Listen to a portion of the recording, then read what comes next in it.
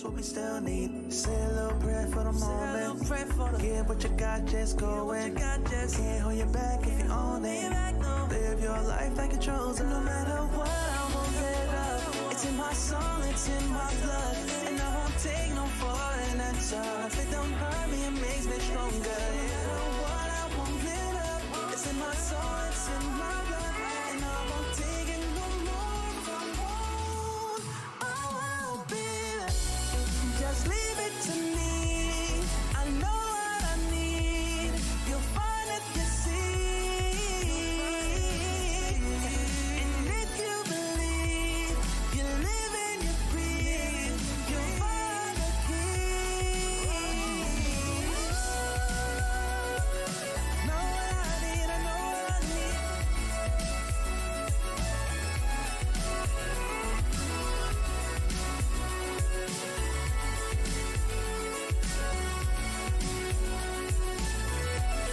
You find the keys.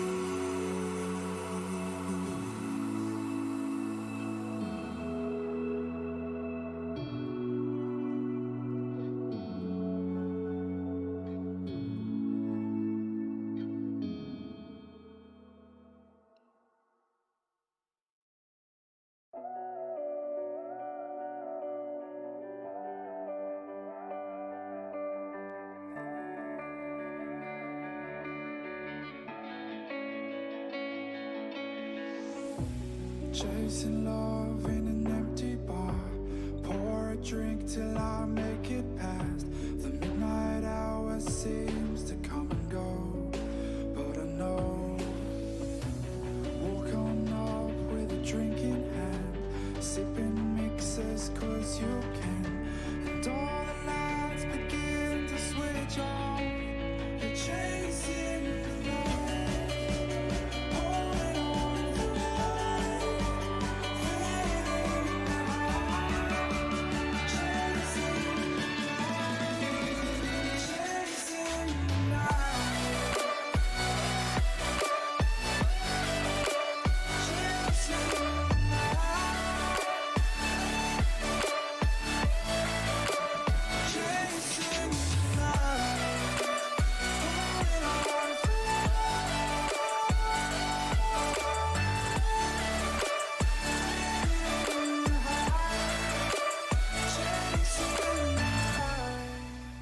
Holding on for life, feeding the high, chasing the night, chasing the night. Hotel rooms and city squares, champagne bottles, drum and snare.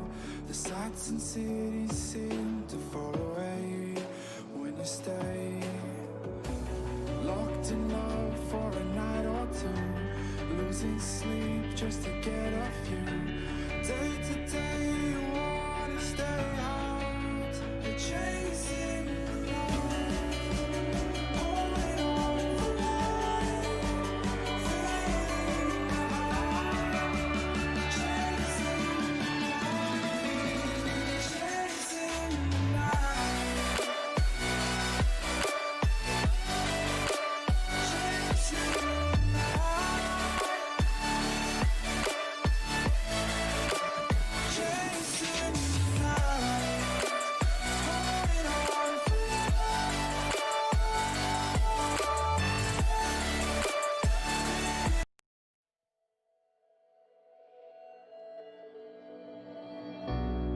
We're living for the moment now, we're one with the world.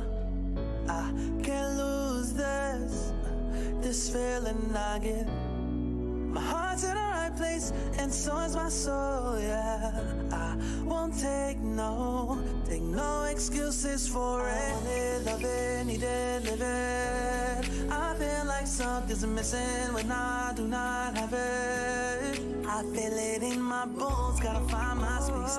These emotions on my face, taking a toll, I gotta pay it forward. I'll give it all that I can. No matter what, I won't let up. It's in my soul, it's in my blood, and I won't take no for an answer. If it don't hurt me, it makes me stronger. Yeah, no what, I won't let up.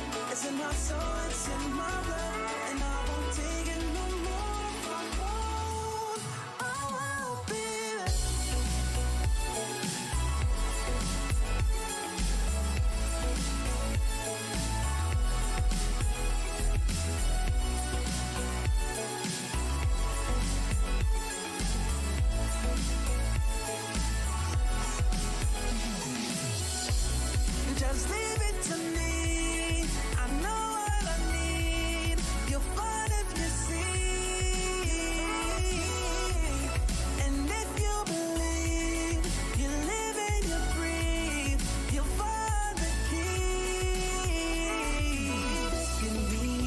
in you. Can't go alone, let's do by two.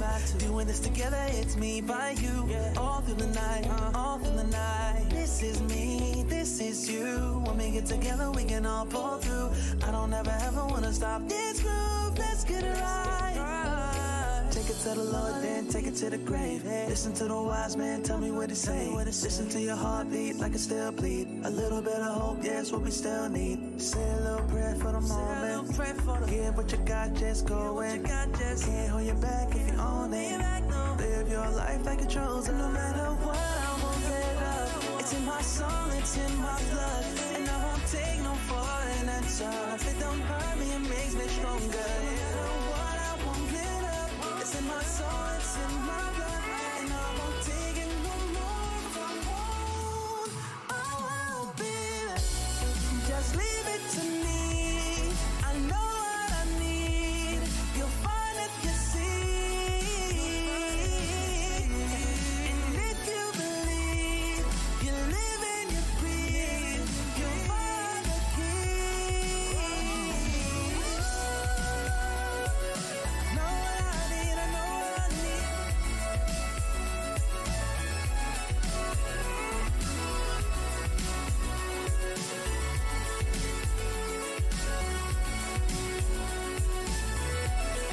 You found the key.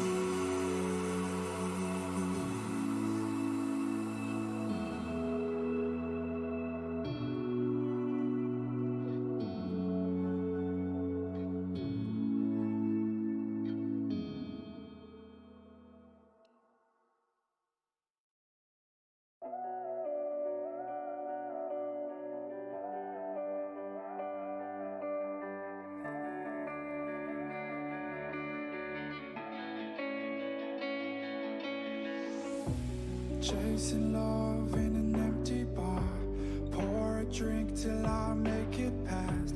The midnight hour seems to come and go, but I know. Walk on up with a drink in hand, sipping mixes cause you can. And all the lights begin to switch off.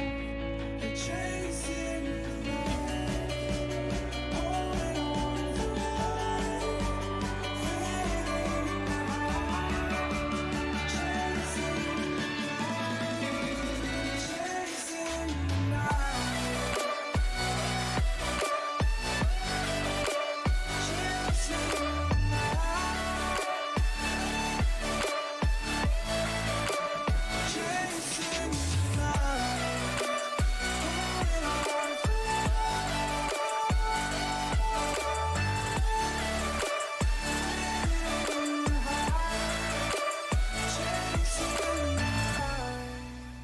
Holding on for life, feeding the high, chasing the night, chasing the night. Hotel rooms and city squares, champagne bottles, drum and snare.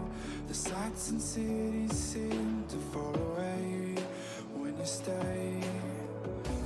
Locked in love for a night or two, losing sleep just to get a few.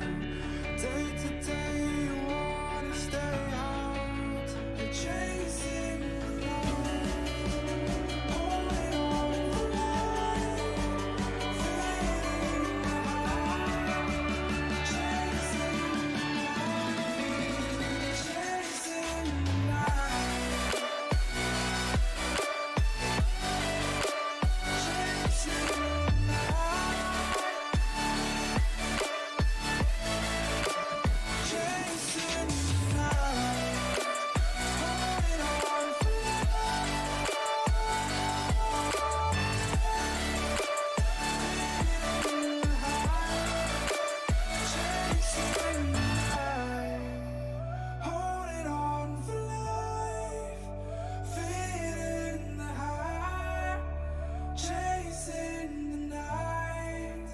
chasing the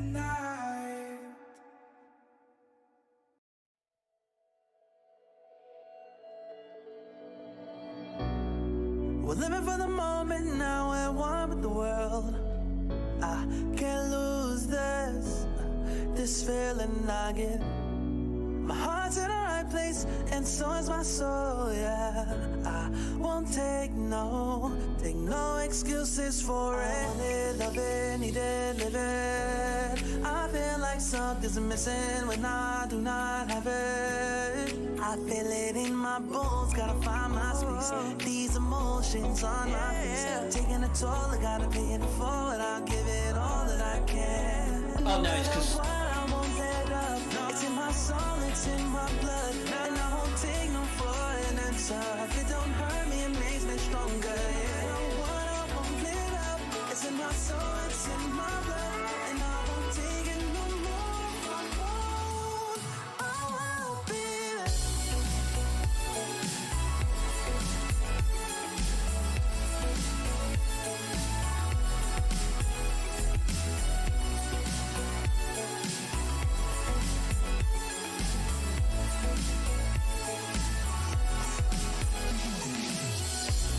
Just leave it to me.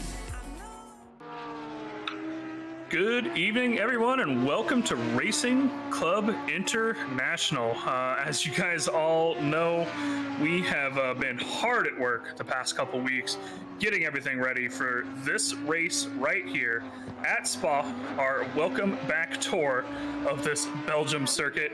Our team at RCI has worked tirelessly here to bring you the best of the best for ACC racing, and it is finally time to go with a 75-minute race at Circuit Day Spa.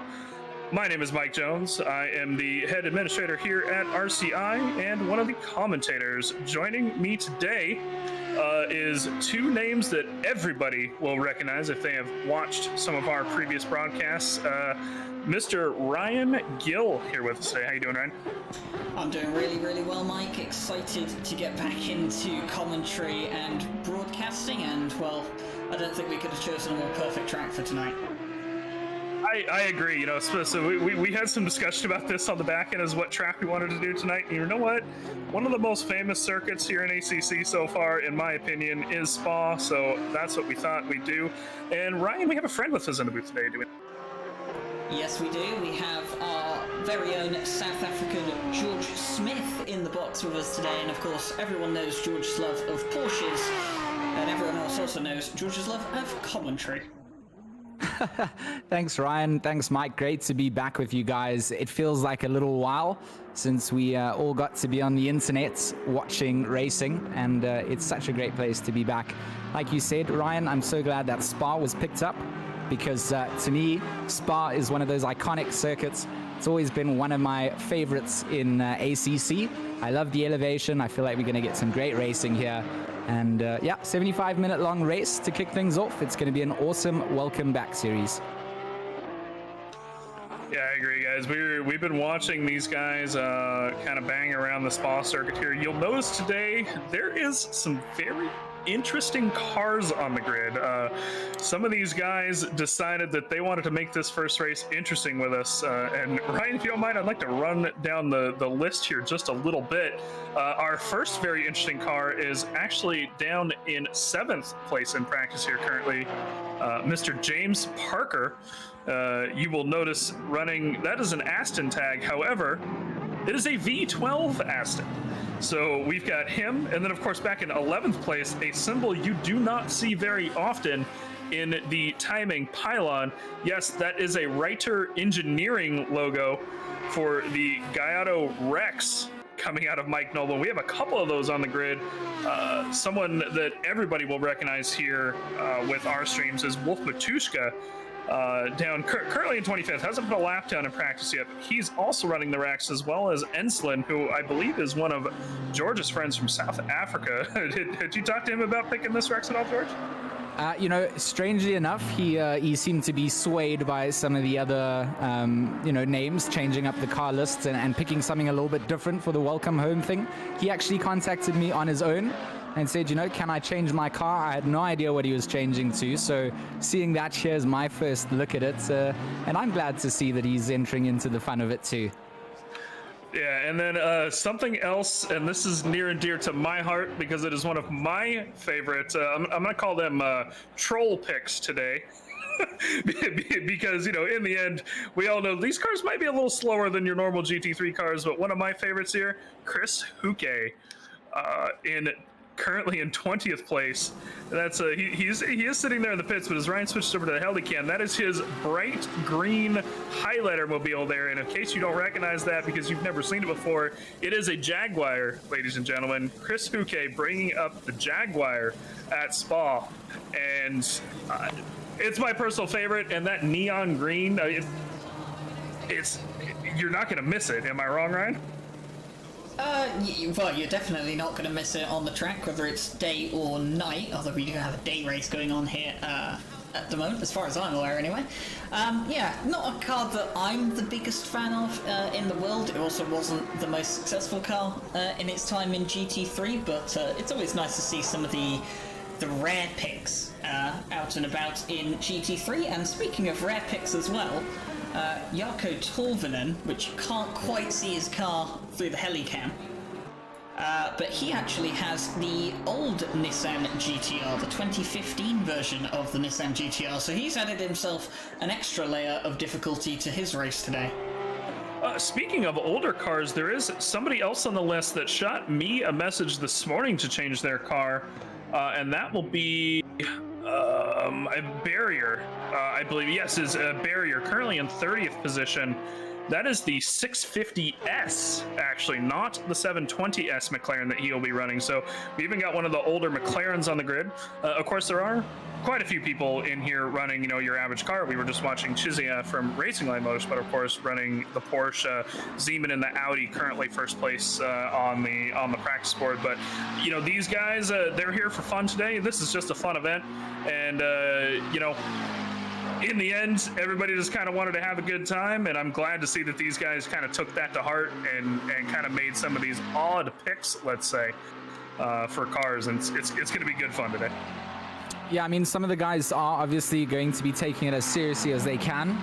You know, some guys are still taking it seriously, but are giving themselves a little bit of self-ballast with cars that are possibly a little bit outdated and older. I think a bit of a challenge for some of the alien names to try and just see what they can get out of those kind of picks. But yeah, I would have loved to see a couple more of the Aston Martins, the V12s. I do love the sound that those cars make. Even if it's not the greatest car to pick and drive, it definitely gives the driver a lot of reward. I am happy to see that we've got a fair amount of Porsches as well, as we look at Chisia in that number 222 Racing Line Motorsport Porsche, currently just sitting in second in free practice. We don't want to indicate too much in the free practice sessions because, you know, qualifying is its own feat in itself. It's only a 10-minute quali session that the guys are going to go over to from here, so pretty much feels like a bit of a super pole, Ryan. Yeah, a bit of a super pole. I mean, to be honest, I'm looking at this race, and there's two classes I have in mind here. We have the serious class, which is built up of all the modern and most recent GT3 cars. And then we have the esports fun class, which is pretty much built up of all the Rexes, Jags, Aston V12s, McLaren 650S, and anything else you can throw in there that, you know, you wouldn't quite expect to see on a regular basis. So I'm going to be interested to see how all that plays out. But there is one name up there that I'm having a good look at the moment, which is Mike Noble, 5th in the Rex. Yeah, I was watching him while I was in the stewarding channel before we went live here. We were talking about him quite a bit, and that guy was outrunning Jardier.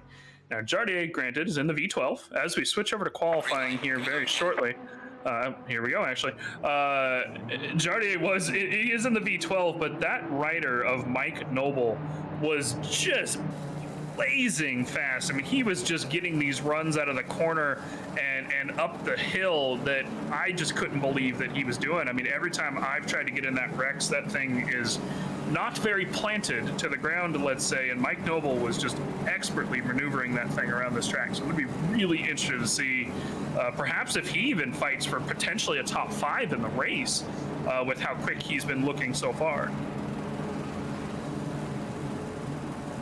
Yeah, I don't think it's time to discount anyone here. And Mike Noble there, of course, a name that is formidable in Assetto Corsa Competizione. And I feel that, you know, a limiting carb factor pick here is definitely what other drivers around will be happy about. But at the same time, you do not want to be beaten by someone that's picking up a mean car either, right? I mean, at the end of the day, that all goes for the banter that these drivers will throw out towards each other. Our fun race is about to go underway. The drivers essentially going out now to set their out laps before they go and set their quali times. I mean, there's only 8 minutes 40 left as they come towards the end of the Kemmel Straight, the front pack at least. So really not a lot to get done. That's why I kind of mentioned it feeling a little bit like that Super Pole. Of course, getting an extra lap or two out of that, but it's going to be interesting nonetheless. Yeah, and you could just hear like that noise coming down that straight there, that singing of that V12 Aston. I am so glad that we're going to be hearing that a lot this week. And of course, we're looking at now as Ryan switches the camera over to Mr. Chris Huke coming out in his highlighter green Jaguar. Another one of my favorite noises that come out of a GT3 car is this Jaguar as he comes out of the pits. And this thing makes just an awesome noise too. I really like it. I'm really curious to see how this Jag does in qualifying, George. Mike, I want you to just say Jaguar one more time for me, just so that I can hear how Americans say it. Jaguar. So it's just Jagwire, Jaguar. Basically, yes. Okay, I got you. Absolutely amazing. As someone who's obviously British and obviously pronounces it very differently, it is interesting to see how the Americans go about some of the words. But as we come towards the end of the outlap, something that I thought would be quite interesting to do, considering that it's not a car that we do see around here very often, and we do have a very, very skilled driver driving one today. We have a little bit of an onboard lap with Mike Noble around Spa-Francorchamps in the Rex. Can you take us around the lap, Mike? Absolutely. So coming across the timing line just now, and he's going to be coming into the first corner. He is braking pretty late with this Rex too. Very hard on the brakes here, Mike Noble is. So that is an Aston he is chasing there. I believe that looks like a V8 Aston, if I'm not mistaken. So we're going to see how he kind of does. It's a V12. Is that a V12 in front of him? Okay. Yes. So we'll see how he does here, you know, coming up the hill. He skips that curb just a little bit. Not sure if he quite invalidated. Might have kept the right tires on, but either way, he is powering through, and he is just sucking up to that V12 in front of him. Such a run up the hill. You can see the distance climbing, breaking into the first chicane.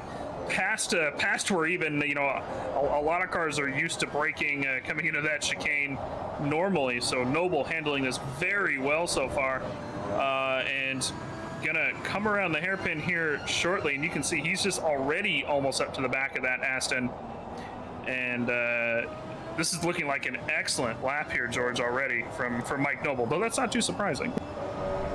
Definitely not too surprising at all. So now going to make his way down to the fast double left-hander. Of course, this is a place of balance on a knife's edge. You want to carry as much speed as you can, but of course still hold on to your apexes. And Mike Noble doing just that as he comes down to what will start to be quite a technical part of the track. Of course, the right-hander, then the fast left-hander. Again, just struggling for grip, using a lot of curb on the entry and the exit there, as Mike Noble now begins where he will really try and maximize the limits of the track, trying to throw the car in to the right-hander, uses the track limits, stays within the lines, doesn't want to invalidate the lap, and makes his way down to Blanchimont, where he will, we'll see where, does he lift, does he not? I feel like Mike Noble's not a lift type of person. He doesn't, he just throws the Rex in. And Mike Noble now will come down to the bus stop for the first time in his qualifying session at pace. Goes around on through using some curb, keeping the traction down, and Mike Noble will now cross over the line to set himself his 218.3. So well within the 218s there from Mike Noble, and sets himself forth temporarily, as it looks like Zeman in his Audi will set a 217.5 for our provisional pole, as King tops it and takes it off of his hands. Yeah, almost immediately popping that lap off is king. And, that's to be expected. Again, he is running a more traditional car here, but of course, we're now having a look at this Jaguar here of Chris Huke, Ryan. I believe coming down into sort of the final section of the track. What do we think he's going to post here? Oof, well, I haven't been watching. He's apparently 4 or 5 tenths down on whatever his personal best was in practice. So I'm not entirely sure where Chris Huka did finish in practice, but he comes into the bus stop chicane now. Looks nice and tidy on the entry and the exit as well, to be fair, and he's going to come up towards the timing line right now, and Chris Huka is going to go 13th with a 2:19.7. I mean, it's faster than I can do in my Porsche here, and that's not a meme car pick. So yeah, these guys are still throwing the hammer down in their picks throughout the field as we cross over to Jardier, the number 39 in his Aston Martin. This is the V12. And of course, Jardier currently got a little bit of pressure from a Porsche behind him on his qualifying lap. He's going to be trying to get himself onto the timing sheet. Currently not there. So in the final sector of the circuit, there's only 2 minutes 58 remaining of the quali section. You can just see when we go onto those onboards how much of that green runoff you can actually use. So it's all about carrying speed and momentum through into the final parts of Spa. And that's exactly what Jardier is trying to do. Again, running wide, cutting in, just missing the inside apex, and no lift gang continues as he comes down to the bus stop. Let's see where he gets himself onto the timing sheet. So Jardier is currently, let's see, what is he going to do? Over the line he goes. Going to pop himself up to 14th place with a 218.735. So most certainly respectable, but an interesting place for these fast-named drivers that we do see often when we cast these events, to not be up in the top 5 where they would normally be. So interesting picks coming out, and I think some good racing is on the cards, guys. Yeah, absolutely. I'm really, really excited for this race. As soon as I saw that these guys in this split here were decided to take some of these kind of lesser used cars, I got really excited to see the broadcast. Not that I'm not usually excited to see the broadcast. And of course, currently, this is Mr. Wolf Matushka now coming around, going to be setting his first lap here very briefly. Wolf of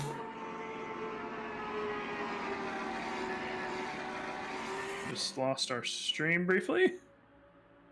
Ooh. Yeah, Mike. Did we lose the server?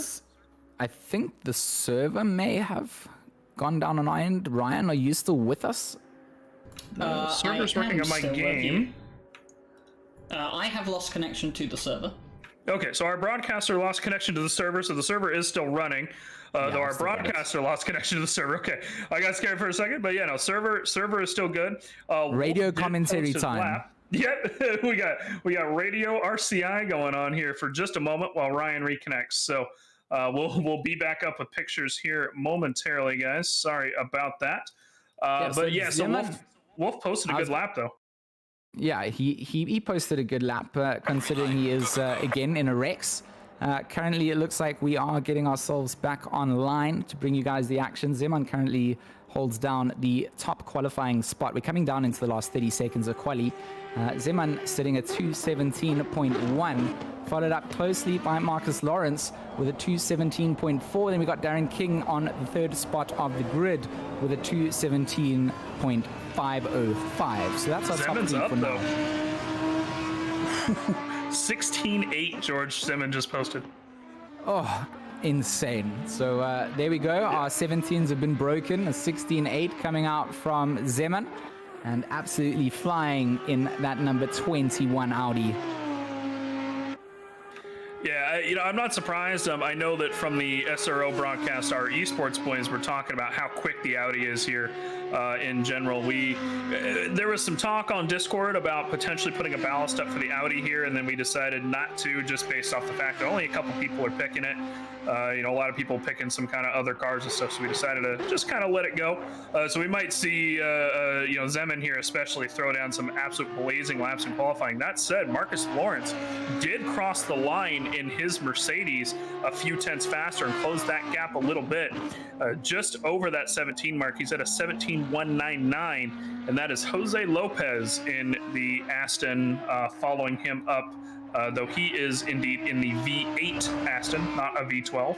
So we'll have to differentiate a little bit of that today because, you know, that both looks like an Aston logo for us, but it'll be exciting to see these guys blast around in the V12s here as qualifying is ending. Everybody finishing up laps. Looks like Darren King is a couple tenths up, and he is about our last person. Actually, sorry, back in 27th, we have Jacob Abzimmer. George might be able to pronounce that a little bit, a few tenths up. Can I tell you the funny part is that I don't even get his name right. It's Afrikaans. It's Abzmeyer. But Abzmeyer is okay. That's what I go with. So Abzmeyer. Excellent. Well, Darren King, though, as we were trying to figure out his name, did post a time that was really quick. He ended up in provisional second position, but nobody looks like they're going to be touching him.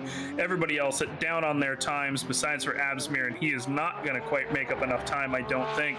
So Darren King and that Ferrari taking over Marcus Lawrence for the second place.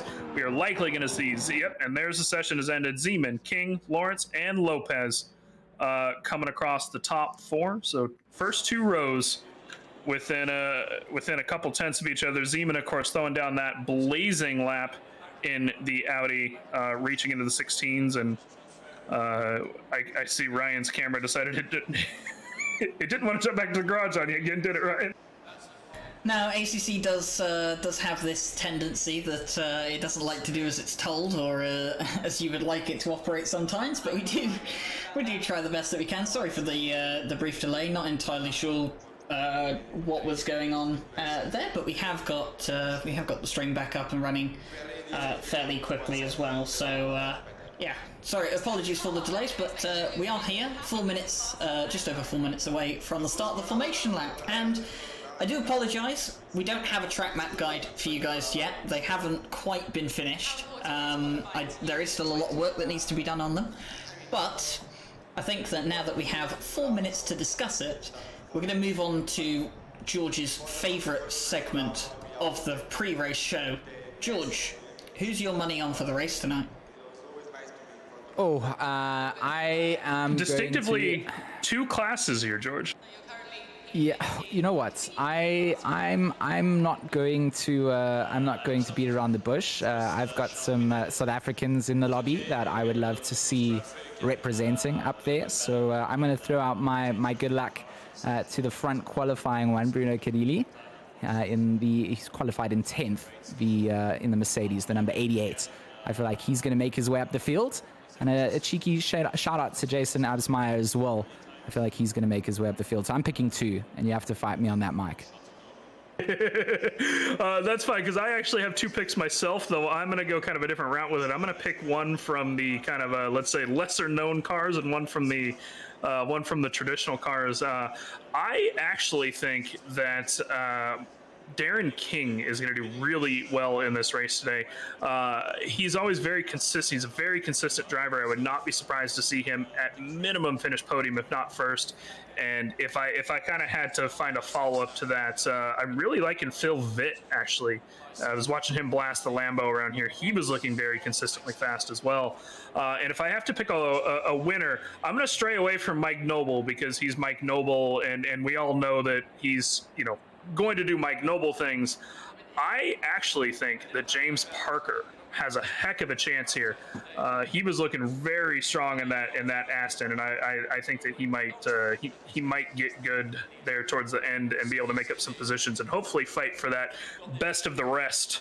However we're going to refer to those cars today, those lesser known cars. I think he might fight for the win there. How about you, Ryan? Well, you've stolen my pick for the serious race win, so I suppose I have to go for the next best Lamborghini in the line, and that's going to be the 67 of Ismail Lebrec. I'm going to have him down for an overall race win today. I think he's going to do the Lamborghini proud, the glorious Huracan, and I know that Mike Noble is, of course, the very popular choice for the meme class, as we're calling it, or the the older class of cars. Not entirely sure what we're going to Let's go refer with to the them. meme class. The meme class. The Yeah, meme the meme class. class. We'll Let's go go with the with it. meme Yes. class. For the meme class of cars, then, you know what? I've got to give a big shout out to someone who's helped me a lot over the course of the very short time I've done ACC broadcasting and anything in community work. As much as I don't like the car he's in, I'm going to go for Mr. Chris Hooker, starting all the way back in 28th. I think he's going to really slice his way through the field and potentially be able to compete against some of the other people in the meme class like Jardia and James Parker here today. You know, importantly, Ryan, something that's in Chris Hooka's favor today, I believe, if I'm not mistaken, I saw an Astrid Hooke in chat earlier. So he's got his own cheerleader in chat today. Or maybe not, Astrid. Please correct me if I'm wrong. What is your choice today? Would it be Chris? I won't tell him, I promise. I can't say anything for George, though. He's a little sketchy sometimes. A little sketchy. A little sketchy. I think that undersells my sketchiness levels as we start to hear the engines roar up to life. 10 seconds left on our countdown timer for our drivers to begin their formation lap here at Spa before their 75-minute race. Yeah, this is going to be just a heck of a race. I mean, I've said that a few times. I think Ryan and George have said it a couple times as well. We're very excited for this race as we're seeing Mr. Zeman pull off the line here for the full formation lap. So rules for this race here, guys. Obviously, we have a 75-minute race today. You'll notice across the scoring pylon to the left, there is one next to everybody's name in kind of a orange-ish. Yep. Words are hard. Orangish yellow McLaren color orange. over there. Yeah. That means that there is a mandatory pit stop today. Each of these drivers will need to make at least one pit stop. And of course, people like Mr. Mike Noble and Matt Ryder were going to have to make one anyway because he was talking about his fuel consumption earlier. It's a little rough on fuel consumption, but so there will be a mandatory pit stop. To answer a question, there are no driver swaps. This is a single driver event. It's only 75 minutes. The pit stop has one requirement only, and that is that you must put fuel in the car. It doesn't matter how much. You can put 1 liter or 120, but you do have to put fuel in the car. You do not have to take tires. That said, in a 75-minute race, I think that a lot of the strategy here, and I'm curious your guys' opinion on this, a lot of the strategy here might depend on tires. Obviously, that could take anywhere from 20 to, potentially down to about 5 seconds or so, depending on how much fuel you take to additionally take tires. So, I mean, what do you guys think here in a 75-minute race around Spa? Do you think the play might be to try to go without tires and just extend the fuel out as much as possible? I would take tires. 75-minute race. I've had quite a bit of experience in 90-minute races in a couple of communities, and I've often found that trying both strategies of taking tires and not taking tires, the one that seems to bite you back the most is not taking tires, and you end up losing so much time. And it is often around the 65-minute mark in which the tires really do start to go. And, you might think to yourself, well, 10 minutes, it's not that bad. 10 minutes, you can lose a lot of time if you end up in the wall. So, yeah, I definitely think tyres are going to be a safe play today. You talked about fuel consumption. There's going to be one driver in particular on this grid that is probably going to have to take 2 tanks worth of fuel to get to the end of this race. That's going to have to be Jarkko Tolvanen at the back of the grid. That Nissan drinks like no other car I have ever seen. It drinks about as well as your Audi does in public lobbies, if I'm not mistaken, Ryan. It's worse. I couldn't believe that there is a car that could drink worse, but apparently there is. The 2015 Nissan, notorious for its high fuel consumption. Of course, I mean, you can even see he's fuel saving on the formation lap, Ryan. Oh, definitely so. But yeah, it's a car that dominated back, when it was first out. It was a very, very good car. But obviously, it's been updated since then and been modernised to not drink as much fuel and be a bit quicker. But Jarkko Tolvanen's got his work cut out for him today, that's for sure. Yeah, definitely. It'll be really interesting. Obviously, he is qualifying in last. That old Nissan doesn't do too well, but it'll be interesting to see how he does in the race because, of course, 75-minute long race, a lot can happen. You have incidents and everything in between that, but the biggest thing as well is, just consistency. It doesn't matter if you're, half second, 3/4 of a second, or potentially even more off your fastest lap of the leader. But if you're consistent, that's what matters, as these guys are filing up, double file, as they're coming into the final chicane here very briefly to go green very soon. Of course, the start-finish line here at Spa in UCC, even though the technical start-finish line is coming up here on the straight after the chicane, the green flag starts at the F1 position just before Eau Rouge, so they will have to come through turn 1 before they come through, and Zeman leads them. So there's the normal start-finish line that they just crossed, and we are going to come around T1 and then on to the that straight has a name, but the straight past T1 there just before the hill. And the endurance start straight. Sure, I'm bad with names at Spa. Well, I know Rouge and Rodillion and the Kemmel Straight, and that's about it. But George, Did you say Rodillion? Yes, I found someone that's done it. He said it. Stop making fun of me and talk about the cars, George. We are lining up 2 by 2 as far as the eye could see, as our friend Jesse Lee would say in his absence. And we're about to go live here, and we are green to go. Zeman and King will line us away side by side. They're going to try and take Eau Rouge Radio, and it looks like Zeman going to hold the line. King going to be forced wide, and it looks like the run coming up will be Lawrence to get away cleanly up at the front. It looks like, no, it's not. It's King, then Lawrence up at the front. A big scrap in the mid-pack as well. More cars. Zeman is fighting for positions as he bleeds them down. He didn't have a great run coming up to Kemmel, and he's lost out hard. Yeah, he did. That was an excellent start for these guys. Very clean coming in through Eau Rouge, Rodillion, I give up. And through the first chicane, King coming away really well coming up to the top of the hill. Of course, we saw Zeman fall back a few positions as they came up across top, got a little loose, and that was able to throw him back to 4th position. King and Lawrence really coming away there, though. That said, they are stacked up pretty close. There was only a couple tenths difference between all of these guys still. They don't start falling back until almost like 6th or 7th position, even farther back. Apparently on board, we're watching James Parker from the TV cam. These guys are all very, very close. There's a pack of about 7 of them still. They're about halfway down this lap, and that Coach Dave Academy 44 Aston just singing through Spa here. And we're seeing Ryan Meenan, one of the Ryan Meenans, as they are brothers, shortly behind him. That's Nicky Thompson coming up in the Beamer shortly behind him. And there's just no incidents to be had here. Of course, we do have live stewards to keep an eye on those if needed, but very, very close racing here so far, Ryan. Yeah, it's been a wonderful start. It's been an incredibly clean start as well, which is one of the things that, of course, we will be striving for live stewarding to look over every incident that happens here today. And it's something that obviously we do want to look at going forward for as many splits as we can. But just looking here on the first lap, Cormac Ryan Meenan under attack from Davide Chiesa. Davide Chiesa was one of the drivers that did incredibly well in practice, not so good in qualifying.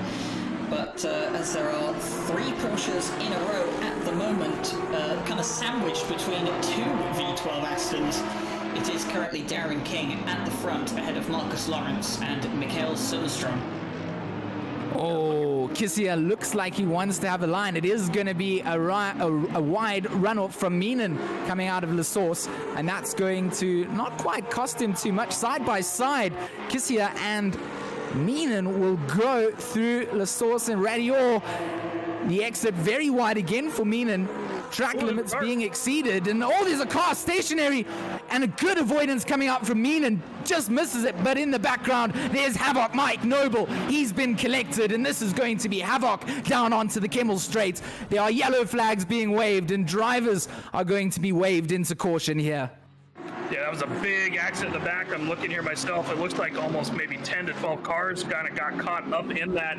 That is a very difficult spot to start dodging cars. You come up to the top of that hill, you are just blasting there. And you have no grip if you're off your line ever so slightly. A lot of cars caught up there in the background. Of course, the stewards let sort that out, figure out who might decide that needs to get a penalty.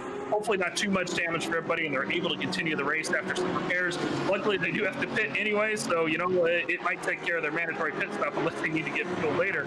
We're currently on board with Ismail here in his Lambo, which was Ryan's pick for the win. He has already made up a position here towards the front, and he is reasonably close there to Jose Lopez, about a second back. Definitely within range to keep on top of this race and try to get back into fifth place here shortly. We're still seeing these fights. Of course, this is something we saw at Hungaroring. Me, Jesse, and Nick saw at Hungaroring. The Meenan brothers, very close to each other. Of course, Dan Suzuki followed him up as well. But the Meenan brothers are very, very good fighters, very clean racers. They're always very tight and always on top of each other. Dan Suzuki, though, back in 14th place, he wants to make that position get up to the top 10 as well. Yeah, the Ryan Meenan brothers, two brothers that I have some very good experiences having raced against both of them in some previous leagues. And I can tell you something, is that Cormac knows how to defend. My word, I spent an hour behind him at Laguna Seca in a Ferrari trying to get past him. I could just not find a way through. He knows his defensive stuff, and he's putting it to use here against Dan Suzuki. Unfortunately, to report that I think both Jarkko Tolvanen and Mike Noble are out of the race as they are back in the pit lane with damage. Ryan, I am going to interrupt you briefly here, guys. The live stewards have decided there was enough cars that were involved in that incident at the top of the hill there on lap 2 that we are going to go ahead and actually have a race restart. So the server is going to be shut down here very briefly. We're going to discuss very briefly how we're going to handle qualifying, as we're not able to export the results, unfortunately, but we will likely just have another... oh, okay, nope, Tom was just able to restart the session. Excellent. So perfect. Okay, we're just going to restart the session and go. Yeah, I mean, it was stage 1. We were at an early stage of that race for that incident to have taken place. You saw so many cars getting caught up in it. Just a part of the circuit that's unfortunate. If something goes wrong, there's not much that can really be done. There's turbo grass all around, and I think the stewards restarting the race is going to be for the benefit of us all, especially the viewers, because a lot of the drivers getting caught up in that are not going to have a good shot at the race going forward. So I appreciate that, Mike. I think it's a good call.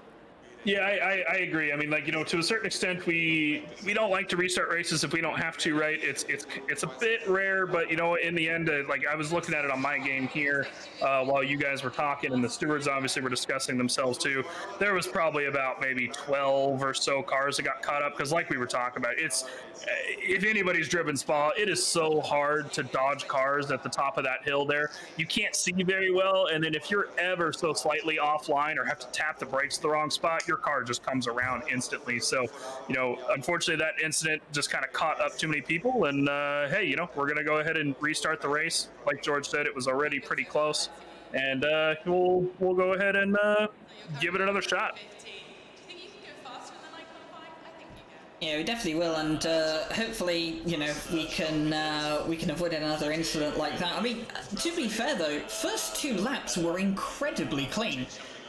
You know, the first lap there was loads of close door-to-door action, but no one was being shoved off track. There was no major accidents in the first couple of laps. It was only really on to lap 3. We didn't quite catch what happened. We saw that was it Zeman's car and Mike Noble's car, they were both static on the Camel Straight, so we know that something happened with those 2 cars. Not entirely sure what though. So it's going to be interesting to see how they fare this time out. But of course, one of the things for Zeman is that he had a very, very bad start, dropped back to about 5th after the first lap, so he's going to be hoping for a much better start this time round. Yeah, exactly. And I mean, obviously Marcus Lawrence and Darren King really capitalized on that right away, immediately dropping him back to fourth. And of course, I believe it was Sundstrom that came up as well and kind of took over those positions. So yeah, very, very bad start by Zeman that time. But hey, I mean, that's the nature of Spa. It's a very, very rough start here. Trying to climb that hill side by side, even at slower speeds, is not the easiest spot to get overtakes done anytime, especially when you've got, how many cars we got on the grid today? 31 cars on the grid stacked up this closely. It's difficult. It is probably one of the most difficult starts on a track, in my opinion. So it'll be really interesting to see if Darren can kind of make up that again and get to Zeman or get past Zeman there at the very start of the race, or if Zeman can hold on to it. Obviously, he's got that straight line power compared to the Ferrari for the first straight. The Ferrari not necessarily known for its straight line speed. Not that it's not an excellent car, especially here at Spa, but that Audi and that Merc surrounding him are going to give him a run for his money, right? Yeah, just a quick confirmation, Jesse Lee, or Ovac, in the YouTube chat, for anyone who is monitoring that. He's one of the stewards we have here tonight. He's also going to be one of the stewards that is giving some of his input into the chat onto some of the things that might be going on in and around the live stewarding scene.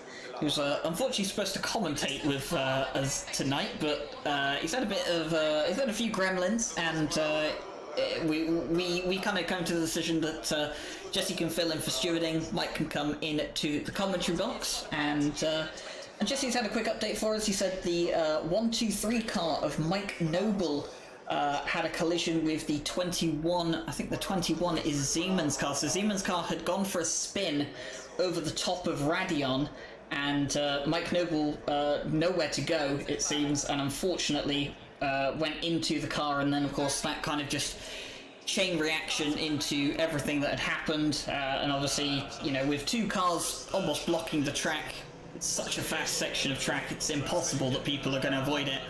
Obviously, not to not to talk too much about things that go on in other series, but if anyone's watched the SRO series, you will remember the big accident they had at Spa in the rain. And that was definitely, that was one of those situations where, you have to look at it and you think to yourself, well, look, something needs to be done, and a restart is needed, and that's the action that we've gone for now. But hopefully this time we'll be able to get underway properly. Yeah, exactly. So what do you think here, George? I know you had stepped away for just a brief second. We were talking about Zeman, King, and Lawrence at the start that they had last time, where Zeman lost himself a few positions right off the start. What do you think Zeman needs to do here to kind of keep a handle on taking P1 through the first lap?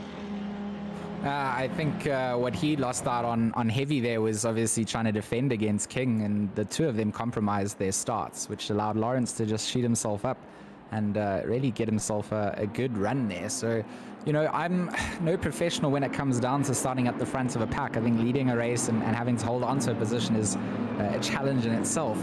But, you can't compromise your own racing line coming down onto Kemmel. If you do, you are going to lose out hard, and maybe just accept that if someone's going to try and yeet it through, that you may be able to just, maximize off of their slip and take them coming into the chicane. So, it's a bit of a balancing act. I think he lost out quite hard. Not going to be sad that the race has been restarted, especially as a pole sitter, where he did get the race start. I think some of the names that did get away cleanly and have a good start.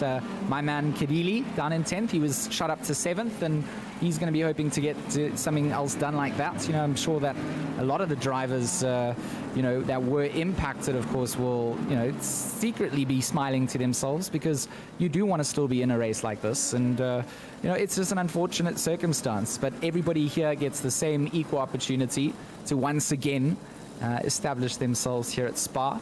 And for the second time, we'll see who's going to come out victorious at the race starts. I mean, we saw a clean start the last time. The restart having to occur due to an incident later on, which is normally not what you see at Spa. If you are going to see something, it's because the drivers have gone a little bit too argy-bargy in the beginning. But these guys all did such a great job at the start. It's just unfortunate that this is where we find ourselves now. And I think somebody that you were just talking about there, George, that's going to like this restart is actually the person down in 19th position, Mickey Thompson. She had a little bit of an incident. I think it was a solo incident, or perhaps just slightly assisted. Coming at the end of lap 1, she fell back all the way to the back of the pack. I think she may have went off track. However that might have happened, didn't catch it on camera or on the replay or anything. But so she's now made up 12, 13 positions just being back into 19th spot. So she's going to appreciate the restart just from that perspective. And then of course she was one of the cars near the back of the pack that got involved in that massive incident that did require this restart. So there's going to be it's interesting. We're going to see this shuffling back around, like you said. It'll kind of make this be. I'm trying to think of the word for it. It's going to put the pressure on these guys in the top 10, especially, to make sure that they're not making the mistakes. Because once you've done it once, now you've got it in your head. Well, it's like, well, last time I was up in 7th and I came up 4 positions in lap 1, and then if that doesn't happen the second time, do they get nervous? Yeah, it's an approach that you have to just look at. This is an entirely new race that's going underway. Nothing is carrying over from the prior race that was underway. So I think we're dealing with a bunch of drivers here that are all very much involved in sim racing to a heavy extent. So it's not going to be the first time they've had to have a race restart. They'll understand it, and they'll be approaching this as a fresh start and wanting to do their best in this particular race. Well, as we come towards the bus stop chicane for the second time, this is going to be the restart of the 75-minute race. Of course, they still have turn 1 to navigate before they do officially start the race. They're all lining up in a 2x2 formation. Hopefully this time we can get underway properly. Hopefully we have as clean a first couple laps and more than we had previously. Going to be interesting here to see if Zeman can get a better start than he had last time out. He'll be hoping so, especially because Darren King is going to be on his toes again to try and take that lead going up Eau Rouge and over Radion for the first time.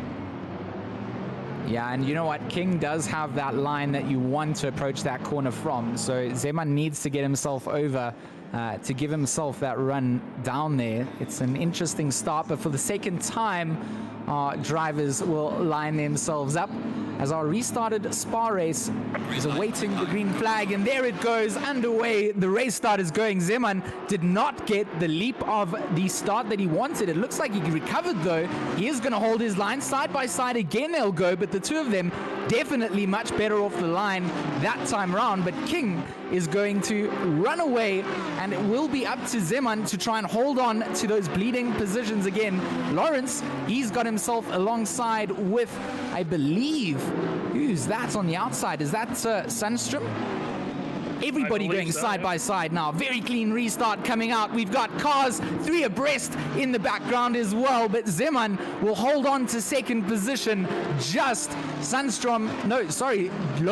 Lopez.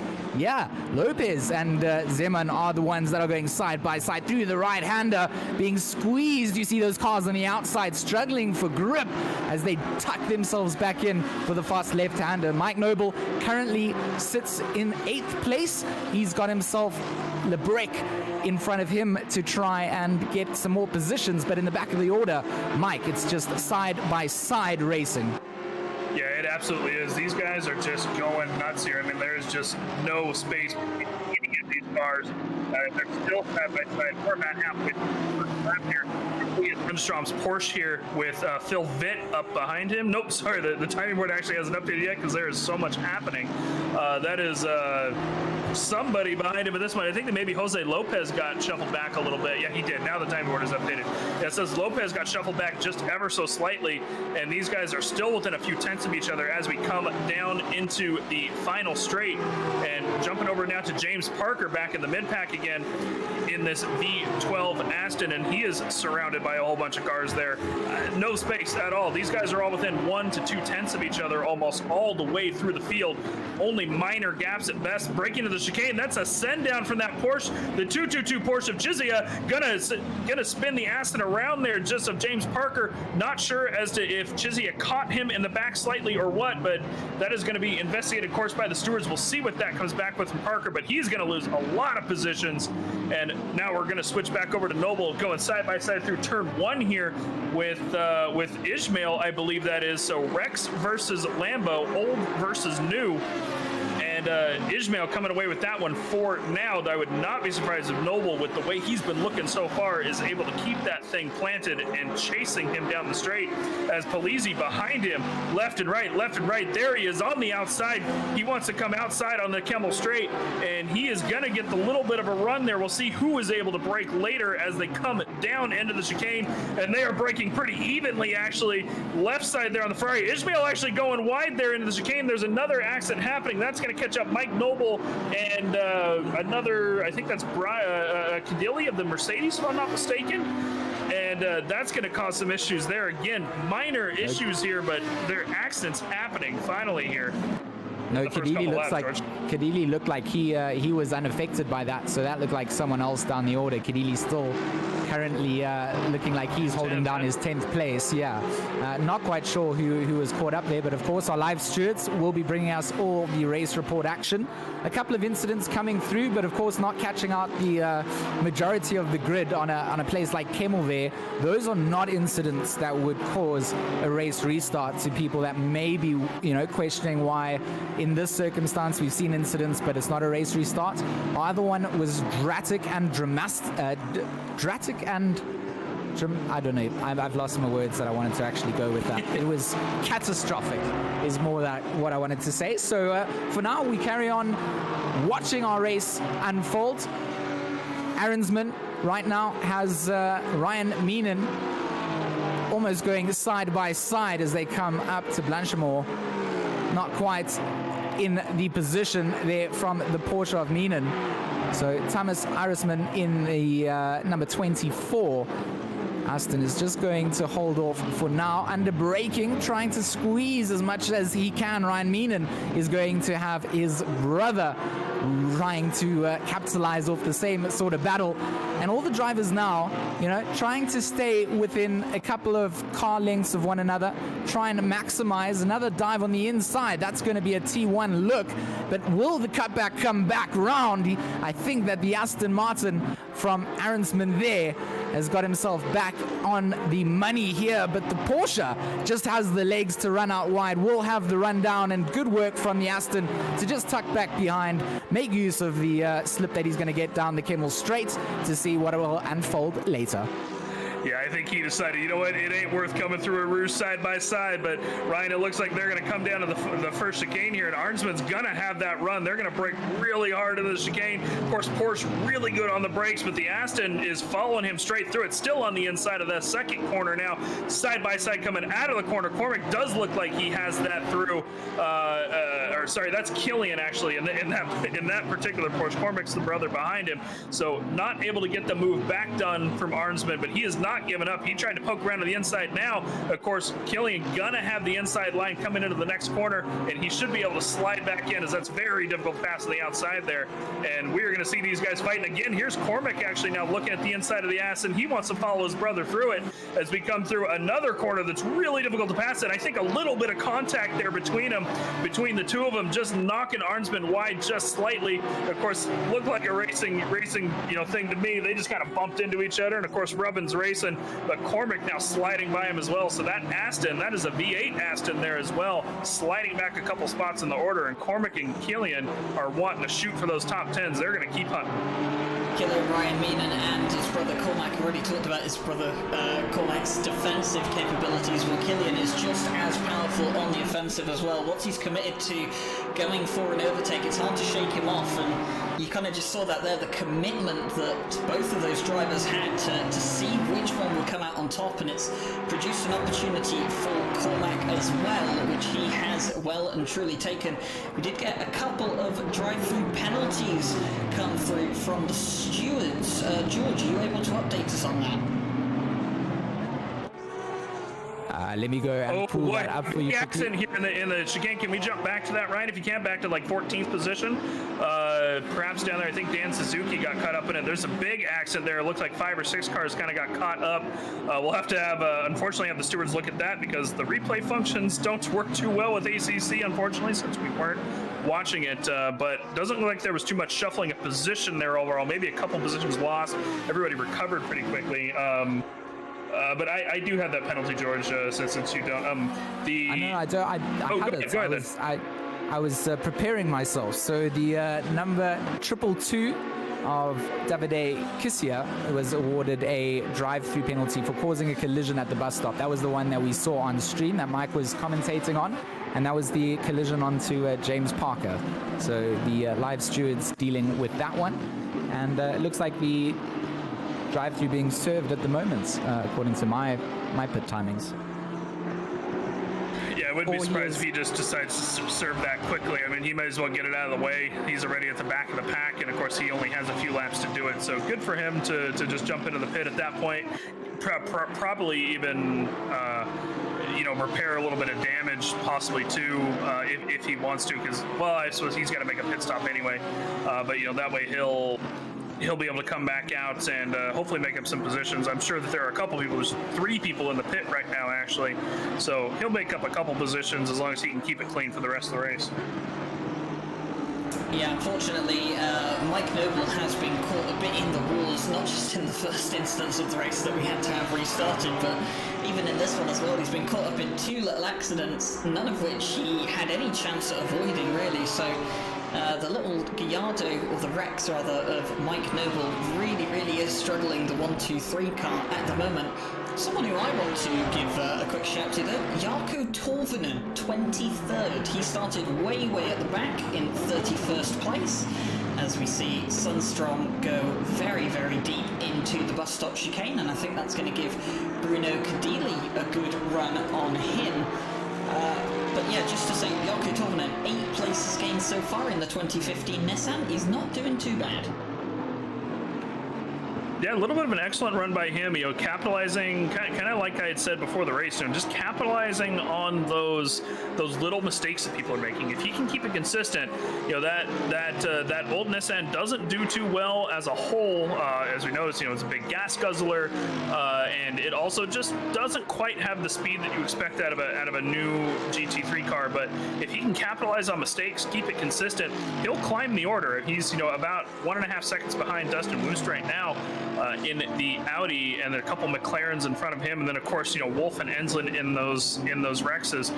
He's got potential to pick up and get into potentially the top 15 if he just keeps it consistent and these guys ahead of him make some mistakes. So really interested to see kind of how he climbs the order, as we're still watching Bruno Cadilla here chasing down Sundstrom, not quite able to make that move that we saw Sundstrom make the mistake coming into the final chicane last lap, so he was not able to capitalize on that.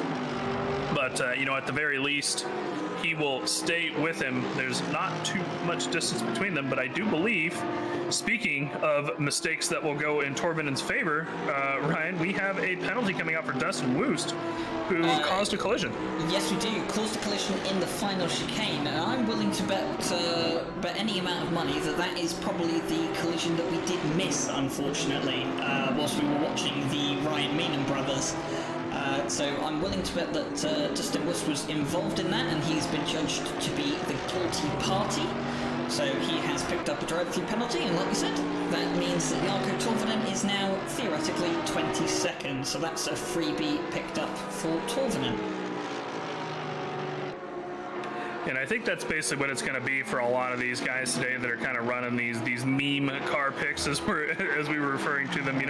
We just see these guys come through and just stay consistent, stay out of trouble, and they're going to make up some positions. Obviously we have Wolf and Enslin 17th and 18th, James Parker 15th position, and of course Mike Noble at this point, as Ryan was just saying earlier, has fallen out of the top 10. However, the best of the meme cars so far is actually Jardier, 8th position. He's made up quite a few spots. As we're now watching a battle for the lead here, George, this one has went on from lap 1. We're now 12 minutes or so into this race, and King and Zeman have seemed to distance themselves a bit, but they're still fighting. Yeah, they've just started their 5th lap, and essentially it looks like Zeman just going to be trying to hold on to as much slip as possible to see if he can get the run down onto King. And for King's, part of this race, this is not where you really want to be. With an hour and 2 minutes into the race, you do not want to be battling out with second position. You would have wanted to get yourself dominated, and at the same time, you'd probably look back at the race and thought if you ran away, it would have been boring. But, as a lead driver, King here will be under pressure. Everything is on him to make sure that he's planting the car at the right places on track. We're going to switch over to Vicky Thompson in the number 394 BMW, chasing down onto the back of James Parker, who of course was caught up in the bus stop incident early on, and that will be 14th place if she can get past onto James Parker. Currently got Stephen Wust in that number 11 Audi chasing down to try and take her position off her hands, but for now not in any danger zone quite yet, unless Wust gets the hammer on, and then of course that's going to slow down the attack that she will have been trying to amass onto James Parker in front. Over onto Jardier, that number 8 has Ryan Meenan in a powerful GT3 Porsche. Definitely not a meme pick car, coming up to put pressure on for that 8th position, so that's going to slow down Jardier's progress up the field. He has to defend against, of course, Killian, as Ryan Meenans are known to be on the attack, and there's 2 of them on the timing sheet, separated by a couple of car lengths, but for now it's going to be the first of the Porsches to battle. The green one of Killian Ryan Meenan will go up against Jardier. Jardier, how do I say his surname? Is it Honzik? Is that the right? I think it's Honzik, yeah. Honzik, okay. I know that some people say that we said his name wrong, but Honzik, or as he's known on YouTube as Jardier. I'm not going to attempt his first name because we know that Mian name's not great, and Jardier has a big following on YouTube, and I don't want to end up on Twitter or one of those places butchering his name. So we'll just stick with Jardier Honzik as his official name, according to George.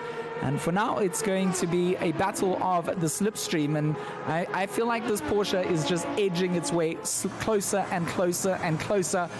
On board, we ride with Jardier now as we see the weaving of the Porsche in the background, trying to throw him off of his braking points. But a man like Jardier is not unsettled by such moves.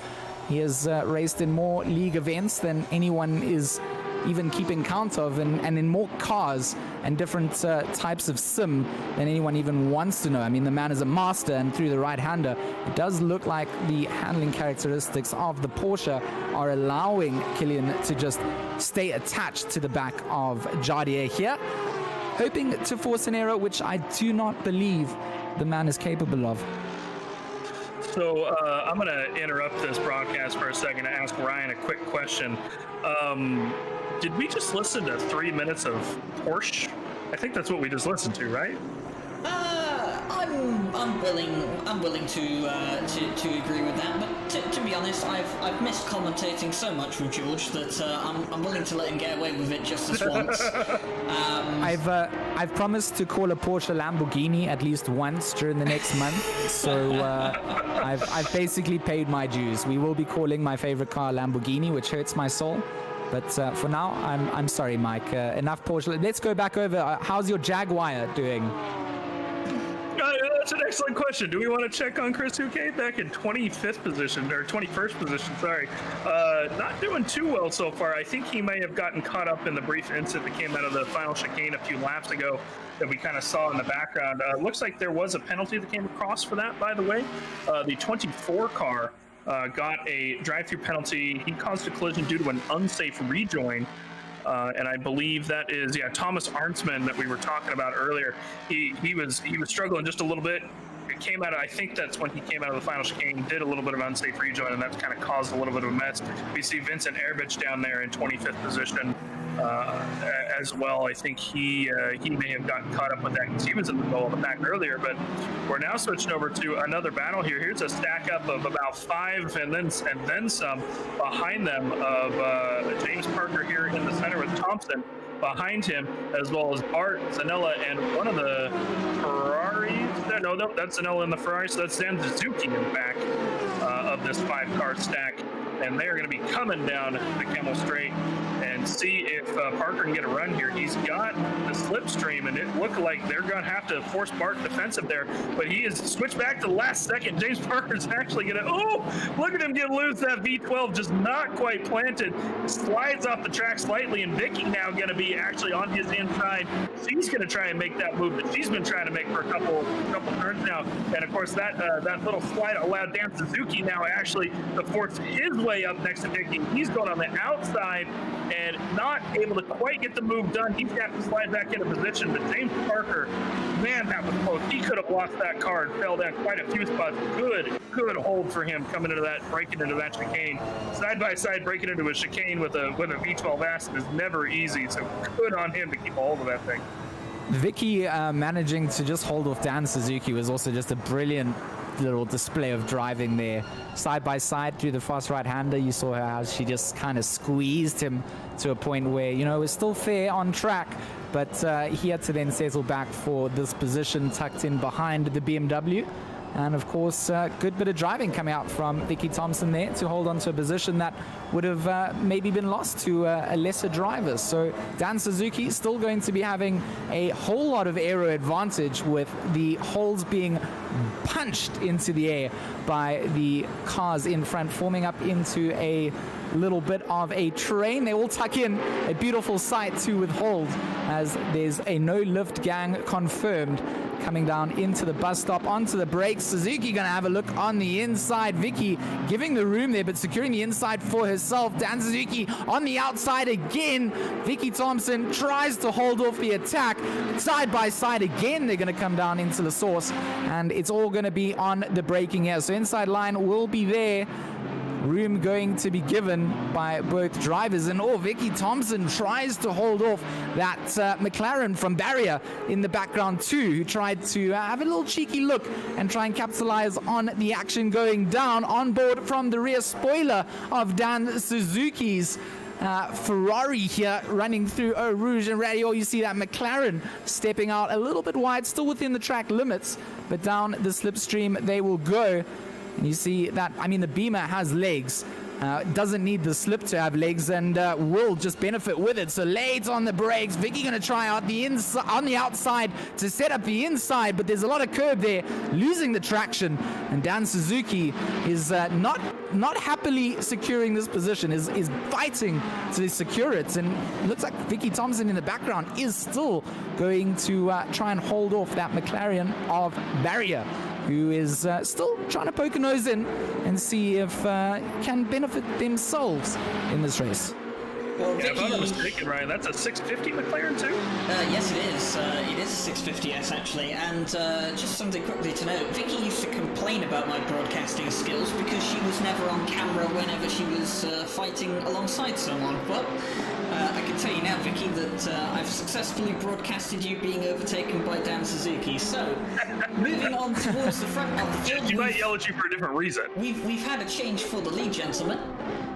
Off screen, Zeman has made his way past Darren King, and Marcus Lawrence has joined this pack as well.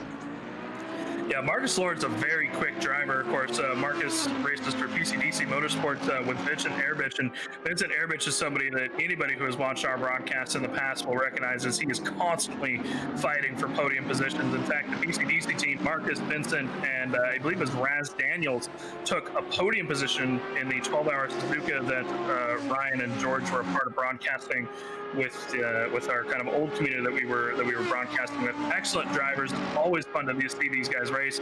I would not be surprised to see Marcus capitalize on Seaman and King's mistakes here, or not even mistakes per se, but them fighting each other. He's going to be able to make up those positions, and of course that Merc just has the grunt to come down these straights like the Kemmel Straight here and make up some time, especially when he's in the slipstream. But, Zeman, obviously, it was a little bit of an off-camera pass, but finally getting past Darren. And, of course, 53.5 minutes to go here off this race at Spa. A lot can happen. I mean, we could see, Bart back there in 13th position up here fighting with these guys in 40 minutes. We don't know. And that's the fun of watching racing, is we just don't know what's going to happen, especially with a pit stop in the mix here, guys. And just sorry to cut in, George, but just to bring back to the fact that Killian Ryan Minen is still hounding the back of Jardia's V12 Aston. And it seems that Cormac has dropped off the pace a little, but Killian still hot on the heels of one of ACC's fastest sim racers. Yeah, you're not wrong about that. One of the fastest sim racers, not just in ACC, I mentioned it earlier, but just multi-talented and highly skilled. So Killian Ryan Minen not going to have an easy job on his hands, and hasn't had one so far in his battle here. With 52 minutes left of racing, he's in a good position though to get the pressure on and find some ways past. But so far it just looks like under braking, Jardia seems to have mastered his braking points. Doesn't seem to be under threat too much. You don't see a little side-by-side action coming out, so no risk of needing to defend too hard on the racing line. So as that sort of happens, both drivers here are just kind of benefiting, being able to drive along. Is Killian Ryan Minen being held up? You'd have to look at his lap times before he got into the position behind of Jardia here, but for now it's uncertain. It does not look like either are being held up. Both of them are being able to sort of run in that free air, but still making use of the slipstream from the Porsche. So not a bad position to be in. You're still in control of where you want to go in for your lap your pit stops. Your strategies here are so open. You have no idea what other people are running fuel-wise or tire-wise. So, it's all up in the air still at this point in the race. 51 minutes of racing to go. Some mandatory stops being served. Quite a lot of the front pack will be extending this stint for quite a much longer period of time, I'm sure, trying to get the most out of their stops. So, keen to see what really transpires later on. For now, it looks like this little train is going to be put on ice as we switch over to Steven Wust, as it looks like Claro in the McLaren is going to be the target of the Iron Man themed Audi. I think that's the paint job that I would describe that Audi with. Yeah, Ricardo, that sounds about right to me. Yeah, Ricardo Claro, also commonly known as Random Call Sign, isn't it? Isn't that? I believe the Portuguese. I believe so. Ricardo Claro, so 18th place at the moment in that stunning blue McLaren livery. I think that is one of the best 720S liveries that is out there. And actually, interestingly enough, we've just had a 5-second penalty come through for 72 McLaren, and that's 650S. Of barrier, so 5-second penalty for some infringement there. We'll get clarification. Minor collision at the final chicane. Minor collision at the final chicane. Well, it has to be significant enough to warrant a 5-second penalty, and that's something that stewards have given. Claro just pulled over. Yeah. That's a bit of maybe some strategic. I don't want to feel under pressure. I want to have my own race, and with this amount of time left on the clock, if you want to get up the field, you go and do it. I don't want to feel the pressure from behind. Is going onto into the onboard camera view of Dan Suzuki's Ferrari as he chases Matcha down in that number 404 BMW. Coming down into the bus stop, the brakes coming on, the middle of the track being occupied by the BMW, and not allowing anyone to pick a line just yet. And Dan Suzuki going to be trying to just maintain. You want to be able to sit on the slip or in the slip of the BMW. It has just got so much power down the back end straight as well. So keeping it neat and tidy through the early phases of the start of the lap here. Imperative, making a clean run through Eau Rouge and Radion so that you can get to your top speed is so important and critical.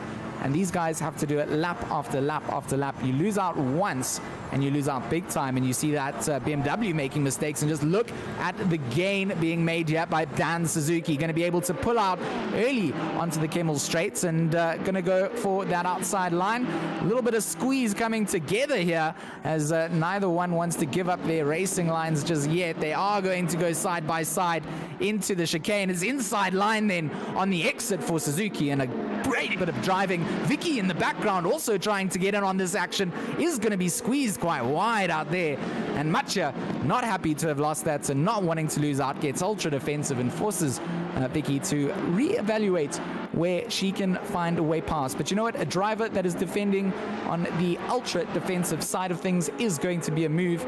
And is that a slow Porsche? Is that one of the Mienens? Is that the Mienen? Is that Cormac? Is that Killian? That is Killian Ryan Mienen, Yeah, in fact. I think he might be out of fuel or something. He doesn't look too damaged. He's got damage on the car somewhere. I did see damage on the side of his car. I'm gonna take a look at that really quick. And we'll Oh no, he's got it started. He's got it started. No, he definitely has big damage on the side of that car as oh no, that is murdered. As he comes across. So not entirely sure what's happened to the likes of Killian Ryan Mienen. Obviously, he was chasing down Jardia, very close to the back of Jardia, and unfortunately, he has been. So maybe it was a mistake, or maybe there was a small coming together with Jardia. We're not entirely sure.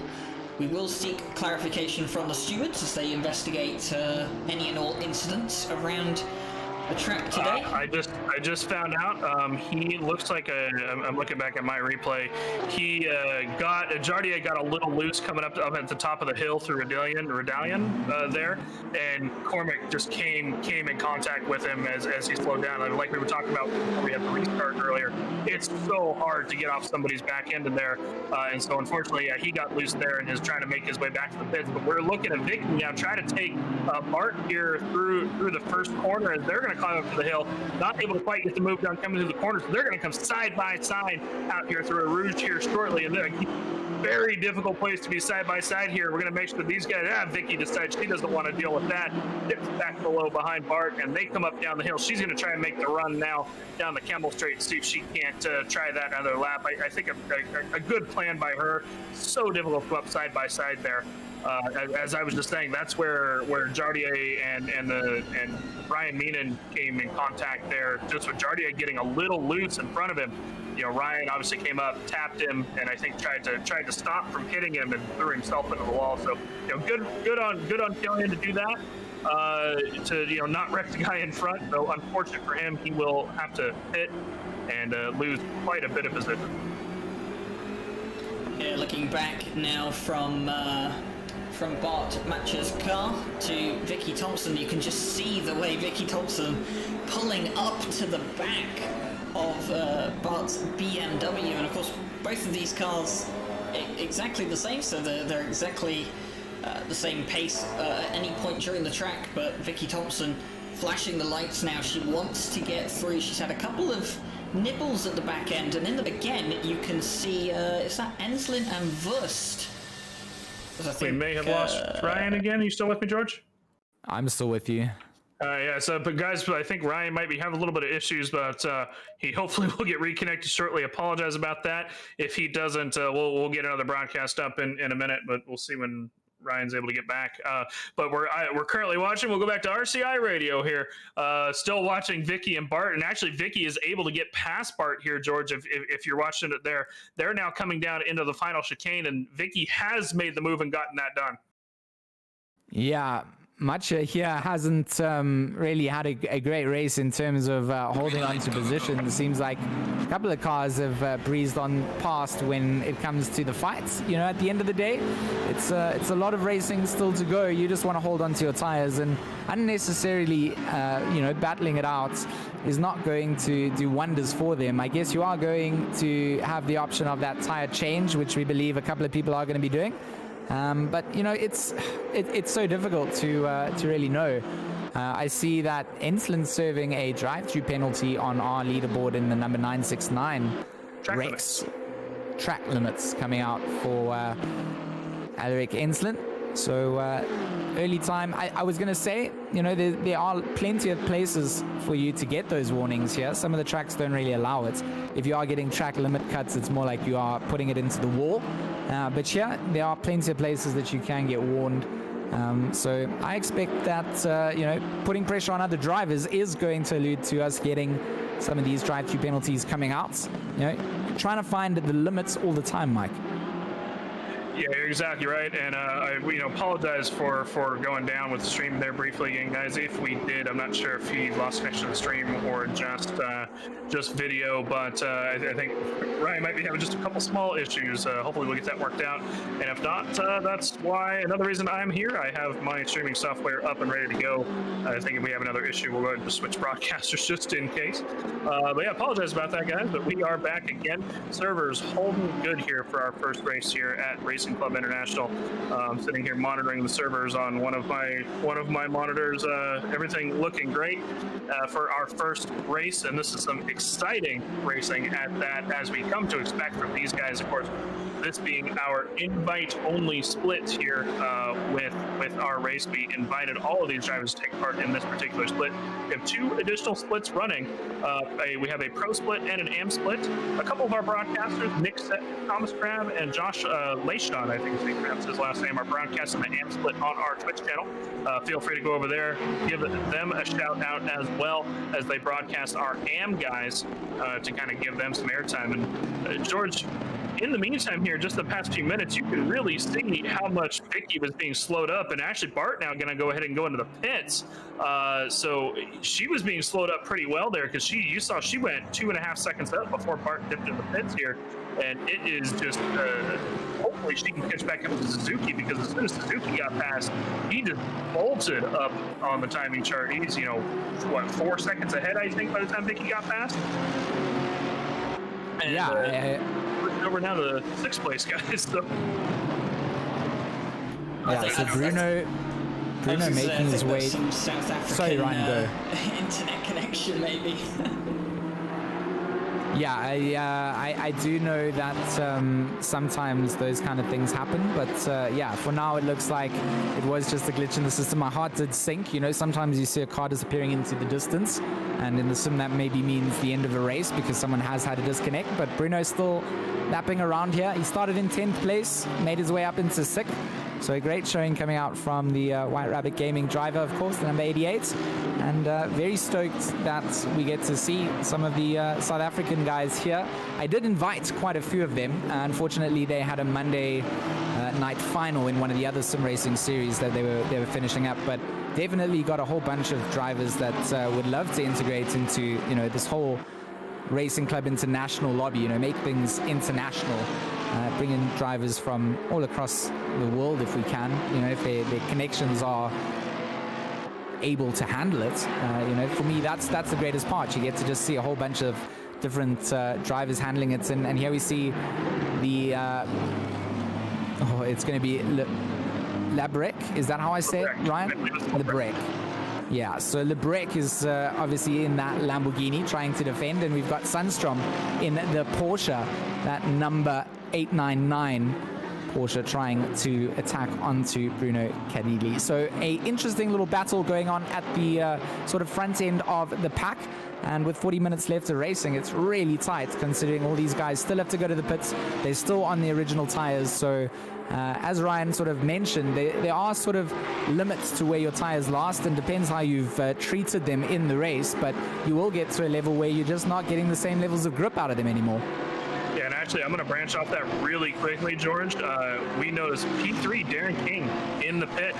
He does not have a penalty, so that means he is going into the pits, but we're quickly seeing Cadilla here try to take Labrec into the chicane, Labrec into the chicane. He is actually able to get that move done, so that's another position for Bruno there. Labrec falling back to this position, which is where he's been kind of sitting, so throughout the race. So a good move by Bruno there, taking that position, I think, back for himself itself. They've been fighting off and on for most of the race. Of course, if you look at the timing board there on the left, you are seeing quite a few of these guys within a second and a half of each other, even this deep into the race.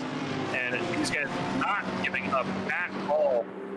They are going to want to fight for the next 40 minutes. And these pit stops are really going to be what it is. It's a very, very long pit lane here at Spa. You can do an entire lap, or potentially more, depending on how long your pit stop is.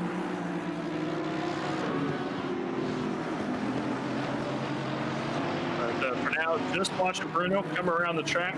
He's gapped Ishmael actually about a second or so, give or take there so far. And now it's up to 6/10, so perhaps he's able to pull away here. Of course, the Lambo does have excellent straight line speed, same as this Merc does. So through these final sections of the chicane here, with the slipstream happening, he should be able to hopefully close that gap up a little bit. The Merc probably just outside of slipstream range, the Aston in front, so not able to get the slipstream in the back. But here's Mikhail Sundstrom, of course, behind Ishmael, and he's going to make any sort of move that he can if Lebrecht makes even the smallest mistake. And of course, that is Chris Huque behind him. Chris already has made his pit stop, back in 20th position. We're seeing quite a bit of these guys. If you check the timing board on the left, anybody that has the green flag next to them compared to the one means they have made their pit stop. So quite a few people already had that pit stop done, as we're roughly halfway through this race here, right? Yeah, we are. 37 minutes. Yeah, I think, Mike, the battle that's actually happening on screen at the moment with Sundstrom and what would be Lebrecht in a couple of seconds is actually what is going to benefit Bruno in the long run. So if, this Porsche can get onto the back of that Lamborghini, it's going to allow Bruno and his Mercedes to run up down the order and get a little bit closer on to Lopez. So that's what you always sort of want in a move that's being made. If you don't want the pressure being applied back onto you, you hope that the driver behind gets caught up in something, and that's exactly what seems to be unraveling here. The number 899 Porsche here from Nearly on the Pace, as the race team name, is definitely closing down onto Lebrecht's number 67 Lamborghini. Of course, Ryan here would be rooting for the Lamborghini. I would be rooting for the Porsche. So in a inter-community or inner-commentators cup between the two cars here, it's currently Ryan's Lamborghini leading. But I hope that Sundstrom's Porsche pulls out something special. I'm a fan of the Fanatic-styled coloring that he's got running down on the... It reminds me of some like podium hub that he's got running on his car paint scheme. The metallic gold, bit of black, some complementary gray. We do talk about color schemes. Normally they're bright colors, but this is one that's done almost a touch of class. Yeah, I mean, I'm always a fan of the bright colors as well, though. I will say that despite my disdain towards Porsches, I do actually quite like Sundstrom's Porsche here. I am happy to see a splash of color on Lebrecht's Lambo, though. We've been having some discussions on Discord with me and Lebrecht about some colors, and he's decided to kind of spice it up a little bit, as he used to be a very kind of black, gray, silver. So I really like that yellow and black splash that Lambo's got on him right now. So big fan of it. And of course, me, George, and Jesse when he's here too. That is something that we like to talk about all day long, is liveries. And I'm a huge fan of bright, colorful. Purple is my thing. All of my cars are purple. But very quickly, looks like we have some stewarding decisions that are coming through. They were backlogged for a minute there, as there were a couple things that happened on the first couple laps that they had to dip back to. But I'm going to run through these really quick here. The 72 car, who previously got a 5-second penalty due to a small collision, has actually received a drive-through. That's Valentin Barrier in that 650S McLaren. He caused another collision going into the final chicane and has received a drive-through penalty for it. And of course, we have the 35 car, who is, let's see, 35 car on my list here. Oh, just on the stream there, we just saw Hooker under attack there from Claro in his McLaren, and late on the brakes coming into the first chicane. And it looks like Hooker is going to give himself a little bit of space over the number 86 McLaren from Mr. Claro. That's random call sign you guys said earlier? That is random call. So I can definitely be a little bit of a fanboy and say that I'm a big fan. Yeah, of course, Random Callstein, just a quick shout out to him. Random Callstein did an awesome video for us last week. He chatted with me briefly, put out a video for us when we formed up Racing Club International. So awesome to see him out here racing with us today. So yeah, I unfortunately missed the battle with Huke and Claro. I apologize about that. I was looking at the other screens trying to find the 35 car, but the 35 car routine is so I don't see him on my list. So I'm kind of but yeah, Chris holding strong with that Jag though. I will hand it to him. He had some incidents, or an incident early, I think, that kind of threw him off track, and of course he's up at 19th position, and there are plenty of people ahead of him that need to pit. So we'll see if he's able to make up at least a few more. If he can catch up to Mike Noble, for example, maybe he can make up that position. Though that's a rough sell to catch up to somebody like Mike Noble.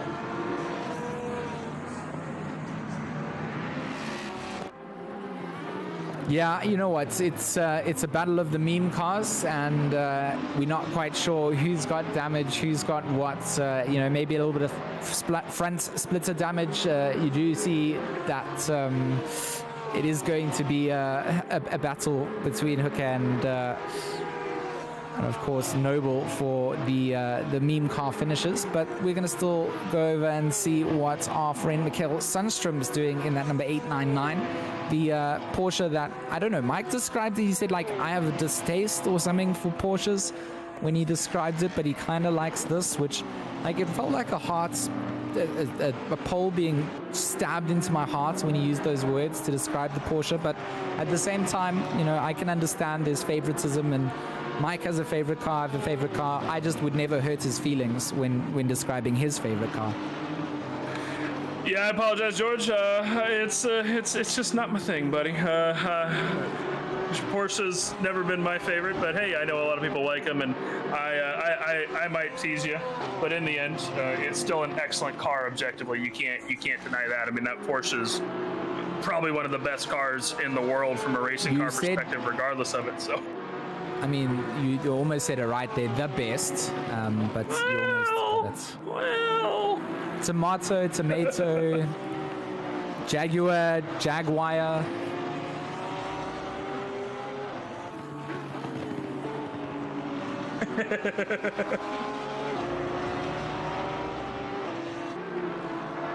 Yes. Ha.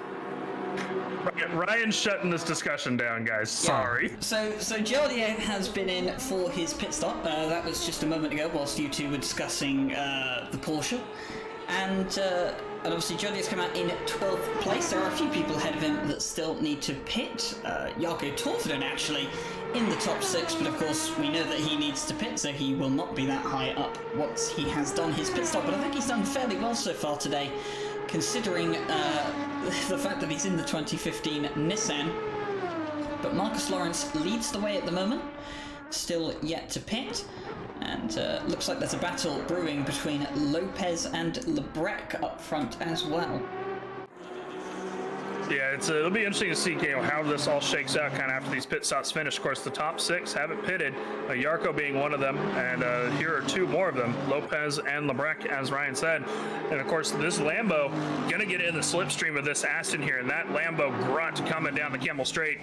Will he be able to suck up quite enough? I don't think he got quite enough run to make a move this time around, but you can see he's closing in very late on the brakes. He's teasing him at least. He wants Lopez to know he's there, and he is ready to take that spot if Lopez even makes the slightest mistake. So Lebrec in that podium position currently, of course, does need to make his pit stop still, but either way, he has been in the top 5, perhaps 6th position most of this race, potentially even fighting for the 4th position at times. So getting a bit of a run here as they're coming down into this difficult to pass corner. Gonna go on the outside. I don't think he's gonna be able to get the move done here, but we'll see how much of a run he's able to get through sector 2 of this circuit, because there are some passing opportunities through the rest of this circuit. Does fall back a little bit here, so I don't think he's gonna be able to get a run. Just very difficult to get any sort of run coming on the outside of that long double apex corner at the bottom of the hill there. So we'll see if Lebrecht can potentially make his move coming into the final chicane at the end of the straight. If he can get enough of a run coming up here, that again, that Lambo in the slipstream will suck up to this Aston really well. So we'll see if he's able to get a run here, George. You know, for now, it's just going to be about just making sure that Jose Lopez holds on to those defensive lines we saw him taking when the Lamborghini came under attack. And once again, under braking, that's where the driver behind can kind of gauge where he wants to get down and can brake a little bit later generally.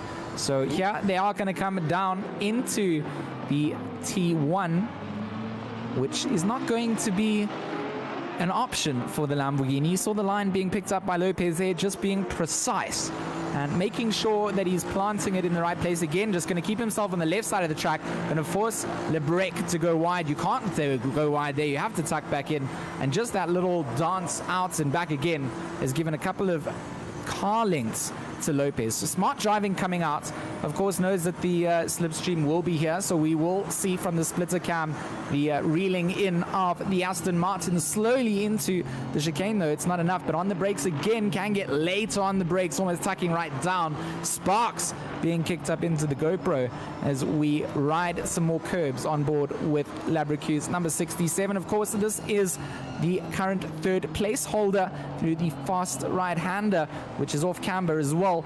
Very difficult corner to master, especially on tires that are starting to give way. And then, of course, that scary left-hander that can also just kick you wide. That green part of the track, which makes it look like you can run wide there, is not friendly for track limits. So you do have to keep most of your car onto the circuit. If you're crossing over those white lines, you are going to be punished. So Labrecht not going to be able to get the moves done again on this lap we followed around, but good bit of driving coming out from Lopez, I feel, especially out of La Source and coming down into Eau Rouge, just making sure the car was parked in the right place and not allowing that Lamborghini to get anything done there. And that's going to allow the Porsche to get backed up in here. So maybe Lopez here just backing the pack up a little bit, wants that Lamborghini to have some Porsche to deal with, and that's going to give him some breathing room down in the long run.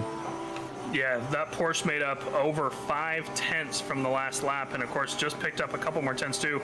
Ismail not getting a good run coming onto this straight here. We're going to see if this Porsche is able to brake hard enough to get under him. I don't think he is. Ismail's very good on the brakes, but there's the Porsche coming in wide. He's going to get to the side of him, but again, just not quite enough. Ismail in that Lambo just so good on the brakes coming into both of the chicanes, both there and at the end of the Camel Straight so far. So we're going to see there's a little bit of distance here between Lebrecht and Lopez. I think that this may work in Lebrecht's favor. If he can get a better run coming through a Rouge Medallion this lap, he may be able to close in that gap, because I think that was his problem last lap. He was just too close to Lopez and had to lift ever so slightly. If Lopez makes any sort of mistake here, Lebrecht's gonna push through him. He may have just got a bit of a track limits warning there, as we saw skipping over that curb, and that's going to slow him down a little bit. And now I'm curious to see on the opposite end, does Sundstrom have the run? Maybe not quite enough, but that means that Lopez is locked in for at least another sector here in second place, right? Yeah, it is, and that's going to fall into the hands of Lopez 98 Aston Martin, doing very well. Of course, Marcus Lawrence well out in front, 11.6 seconds. Yet to do a pit stop, though, as we are coming into the last 25 minutes of the race. It won't be too long before we see these cars come into the pit lane, unless the likes of Marcus Lawrence and Jose Lopez are going to leave it late.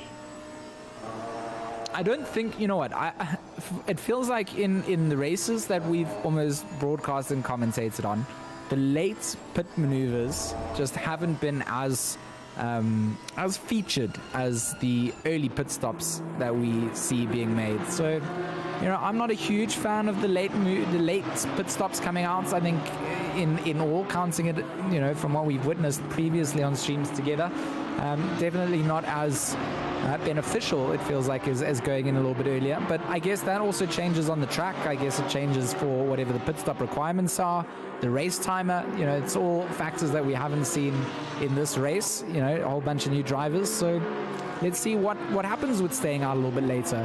you're definitely not going to get the benefit of changing tires. So, if you are going, are you going to try and risk the last 20 minutes on no tires, or still do a tire change? And then, for me, drive the tires hard for half the race, go in, switch them again if you are planning on tires, or, at this stage of the race, if you're going so long, are you now just skipping the tires entirely? Yeah, I think so, absolutely. I don't think that if you're pitting under 20 minutes, you're not taking tires, because at that point, you don't need to take very much fuel at best. I mean, these cars can run 75 minutes without fuel. Well, most of them can run 75 minutes without fuel. Obviously, maybe Torvin in there in the old 2015 Nissan can't quite do that, but most of these cars, like especially the Ferrari and the Aston, if you save just a little bit, you can easily make 75 minutes with them. Not much longer, but you can make 75. You can stretch it. We don't actually have one here today, but the Bentley is one of the few cars that can go 90 minutes at most tracks without having to pit. Does it also have a bigger petrol tank? Slightly, because they've been adjusting those recently, actually. I noticed that, and this might affect this, Ryan, I don't know if you have any experience with it so far, but I noticed that the Ferrari was recently dipped from 120 to 110. No, I think it's always been 110. Has it? As far as it has been in my experience, it's always been 110, because the Lambo's always been 120. The Bentley has a large fuel tank. Yes, it has a very large fuel tank, but the Bentley also has the fuel consumption of a Ferrari, which is to say it's very good. So yeah, the Bentley can actually go 90 minutes at most circuits without having to pit. And funny enough, we don't actually have any Bentleys on the grid. Yeah, but regardless, they do have to take some sort of fuel in the pit stop today. We didn't set a fixed time for it, because that's another option that GT3 has, is they can say, no, you have to spend at least 30 seconds in your pit stop at all times, which at that point means you may as well change tires, because a tire change takes 30 seconds. A full fuel pit stop as well as tires takes 30, and of course any damage will take over that. But today, no such requirements. The only requirement is that you must stop in your box and put at least 1 liter of fuel in. So I seriously doubt that anybody's going to take tires if they're pitting this late, and I would be surprised if they're taking more than 10, 15 liters of fuel, as we see Lopez diving into the pit lane there in front of Lebrec. So we'll see what he decides to do, how far he's coming out. And of course, Jarko here, I'm actually impressed here, Ryan, as we're seeing Zeman now fight back for that position. Of course, Zeman was our race leader before his pit stop. He's currently being held up here a little bit. That will be very interesting to see if Darren King, who is 20 seconds back from him, can make up enough time. That's a lot of time lost there. I'm almost wondering if Darren went for a full stop. But then again, we also saw Marcus Lawrence ahead in 3rd position, directly behind Zeman and King earlier.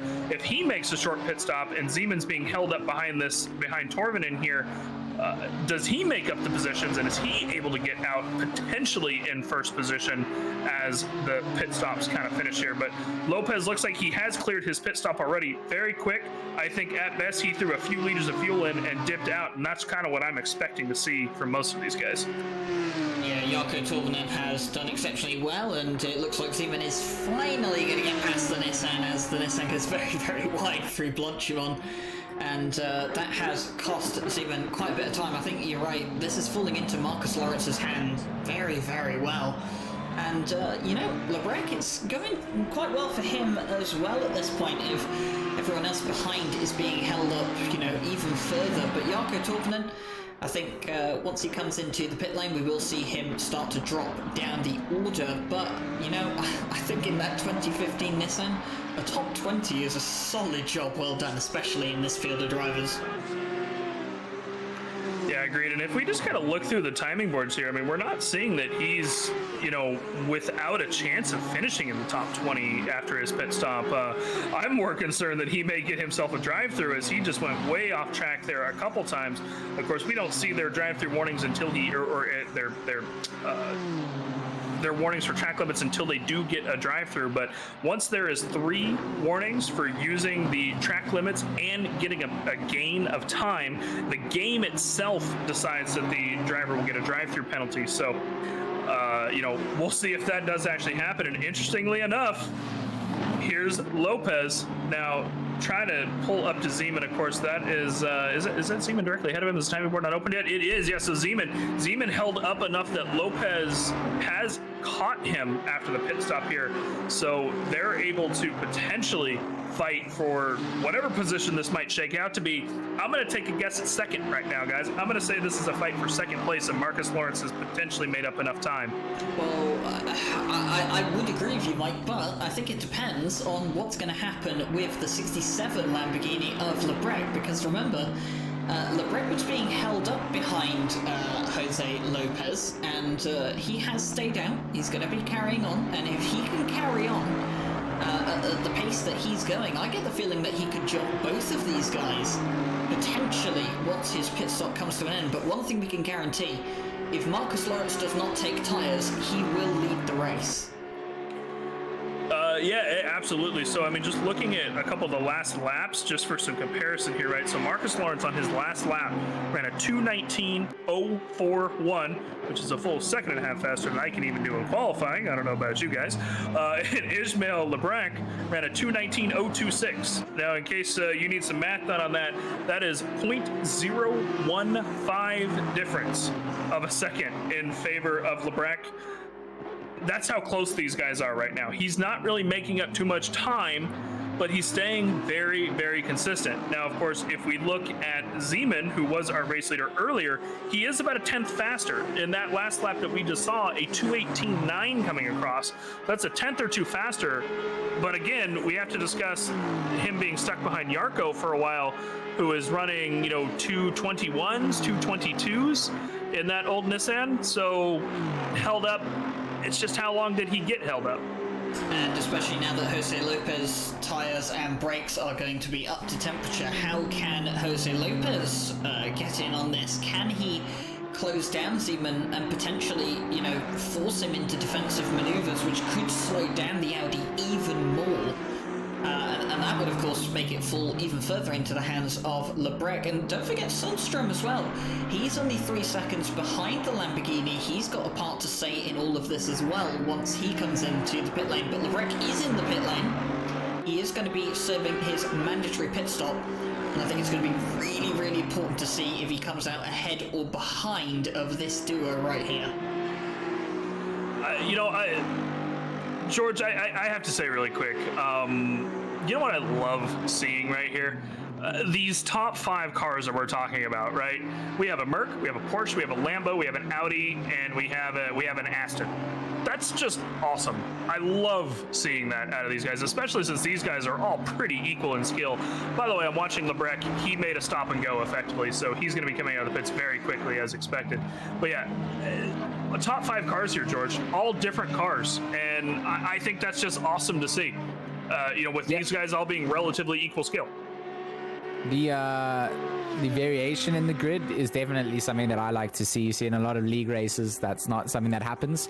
I know it's a bit of an invitational and things aren't going to be like this for the whole season. We don't know what car picks are going to come up from whatever series comes next. But for now, it is nice to see a bit of variation and to just see that there's human elements at play here. There's most certainly cars that are most certainly favored. But everybody here doing absolute great work and bringing their all to the invitational series of our welcome back race here at Spa. And it's been a great race so far. 15 minutes left, which is where things are really going to start to heat up. So if you haven't shared it with your family, your aunts in Australia, all around the globe, let them know this is where they need to actually start to watch the race. 15 minutes, it's wake up the girlfriend time. I don't mean to interrupt you, George, but Lebrec has come out well ahead of both Zeman and Jose Lopez. The Lamborghini staying out, getting that extra time that it did not have behind the Aston Martin, has paid its dues. 3.5 seconds up the road from the Audi of Zeman. And that is going to pay well coming into the later part of the race. Lebrec is effectively running second now. Yeah, I need to eat a little bit of humble pie there in saying that some of the later pit stops haven't worked out for us so far. There, just absolutely underpinning the strategy, and those cars being caught up in some of the midfield, definitely favoring staying out in the open air. So good call to do it, and I'm most certainly going to eat those words and say that the staying out isn't something that we see working. It did. Yeah, I mean, we see this in multiple races, right? Like, let's take the NSX Cup that we were running, for example. You know, we saw a lot of the late pit stops not work out for people. But meanwhile, me, Jesse, and Nick, when we hosted the Hungaroring 90 minutes event, we saw Elvin Smith handedly take that one. He was in the Ferrari. He made a quick stop and go with maybe about 7 minutes left in the race to take a little bit of fuel, and that's about it. And that goes back to, you know, that was a 90-minute race that he ran, and he was fuel saving definitely through the race. But you know, he only needed maybe about a 5-second pit stop, which I think is about 10-15 liters of fuel to you know, kind of top off throughout the race. But he pitted with 7 minutes left to go in a 90-minute race and still came home with the victory. So we're gonna see if this Audi of Zeman can make up the time. He did pick up a little bit of time. Of course, Lebrec's tires should be coming up to temperature here shortly, so he did pick up about about 8/10 since Lebrec came out of the pits and broke into the first chicane. We'll see if he's able to reel that back in. Of course, Zeman running these quick laps. I mean, this guy, he threw down an 18.5 last lap, which is faster than a lot of the guys' best laps throughout the entire. Actually, looking down the list, I think that is the best lap out of pretty much everybody on the grid. Mike, are you observing the beautiful Rex on Rex action that Ryan is trying to get you to talk about? I'm not, apparently. The stream has frozen for me. I'm gonna have to reconnect to it, so carry on, George. Okay, no, I thought you would love it. It's of course Wolf Matushka and Mike Noble, two very well-known names in bright pink Lamborghinis. Of course, getting themselves into the Mimia cars for the lobby tonight. These guys most certainly playing part of the sports. You see the slight differences in the design of the car as well, noticeable to the well-trained eyes of the viewers. Of course, an interesting battle, equally matched machines. They've got themselves what is like a little cup car race between each other, down in 14th and 15th positions. So most certainly a good showing from these two. And with 12 minutes to go, both have done their pit stops. This is an on-track battle till the checkered flag will wave. And for now, it will be Matushka to hold off Noble. But Noble, under the slip, pulls out and will be securing the inside line. Jeez, just seemed to that was get a shotgun. Yeah, that was some slingshot effect going on. Unless Matushka doesn't back out, it really looked like the Rex launched itself forward. And Noble with the color schemes that I feel should not be ever put onto a car, no matter what type it is. Very interesting color choices. Mike, I'm not sure what you feel about the burnt brownie orange. It's definitely brown with bright monster green rims and a splash of Barbie pink on the roof. Is it appealing to you? I don't know about the brown. That one's definitely a little interesting, but I will say them bright green wheels are obviously why he just took that coming off the Kemmel Straight, because that adds an extra 15 horsepower right there by itself. So shame on Wolf for using the black tires. That is obviously what's going to cost him the 14th position today, as Mike Noble already running off into the distance a bit there. That said, Wolf is a fighter. He ain't going to give up, but at the same time, I would be surprised if he got a chance to come after Noble, as Noble's been very quick. As we're now switching obviously back over to Zeman here, who has caught Lebrec a reasonable amount. However, if we notice, ladies and gentlemen, Marcus Lawrence, in what is currently second position, has finished his pit stop and is well ahead of these guys at this point. I mean, we're looking at the timing board hasn't quite updated, but I'm gonna imagine maybe about 30 seconds up or so. That might just give him the victory. He's not that far ahead, is he? It looks as so. Oh yeah, six seconds. Yep. I'm looking at Sundstrom's gap. Yep. So he's about 6.5 seconds up, which could still work for him. At 30 seconds or 6 seconds, this is 10 minutes left in the race, and Zeman's got to get past Lebrec and fight and lose that time with this fight before they can even approach him. So, it's Lawrence might walk away with this one potentially because of this fight between Zeman and Lebrec. And And the interesting thing to remember in all of this is that when Lebrec came into the pit lane to serve his mandatory pit stop, Sundstrom was 3.5 seconds behind Lebrec. So it's going to be interesting to see where Sundstrom comes out in all of this. Is Lebrec going to be inheriting second place, or is Sundstrom going to be coming out ahead of him and potentially joining into this little battle here? It's going to be interesting to see where the Porsche comes out. The Porsche of Sundstrom and the Nissan of Jarkko Torvinen are the only cars yet to serve a pit stop. As we see Ismail Lebrec going on the defensive out and from the bus stop chicane. Yeah, I think Lebrec's probably losing his tires. Anybody who's ran that Lambo knows that if you're running more than 45 minutes on tires, it starts getting sketchy. So I would be surprised. Yeah, and there it is right there. He runs wide coming through the first curve, and that's going to be Zeman right there. He's not going to have any problem sliding past him. That Audi, while it may not be the best car on tires, it's definitely better than that Lambo. Lebrec has dropped back on his times maybe about a half a second or so, even in the past 15 minutes. Losing some consistency there, and we can see just there overshooting the first corner cost him. So we'll see if he's able to use this slipstream, as the Lambo does get some excellent effect from the slipstream and straight line speed. And obviously Lebrec has been excellent on brakes today, as we see right there again, closing that gap even a little bit on the brakes coming into the first chicane.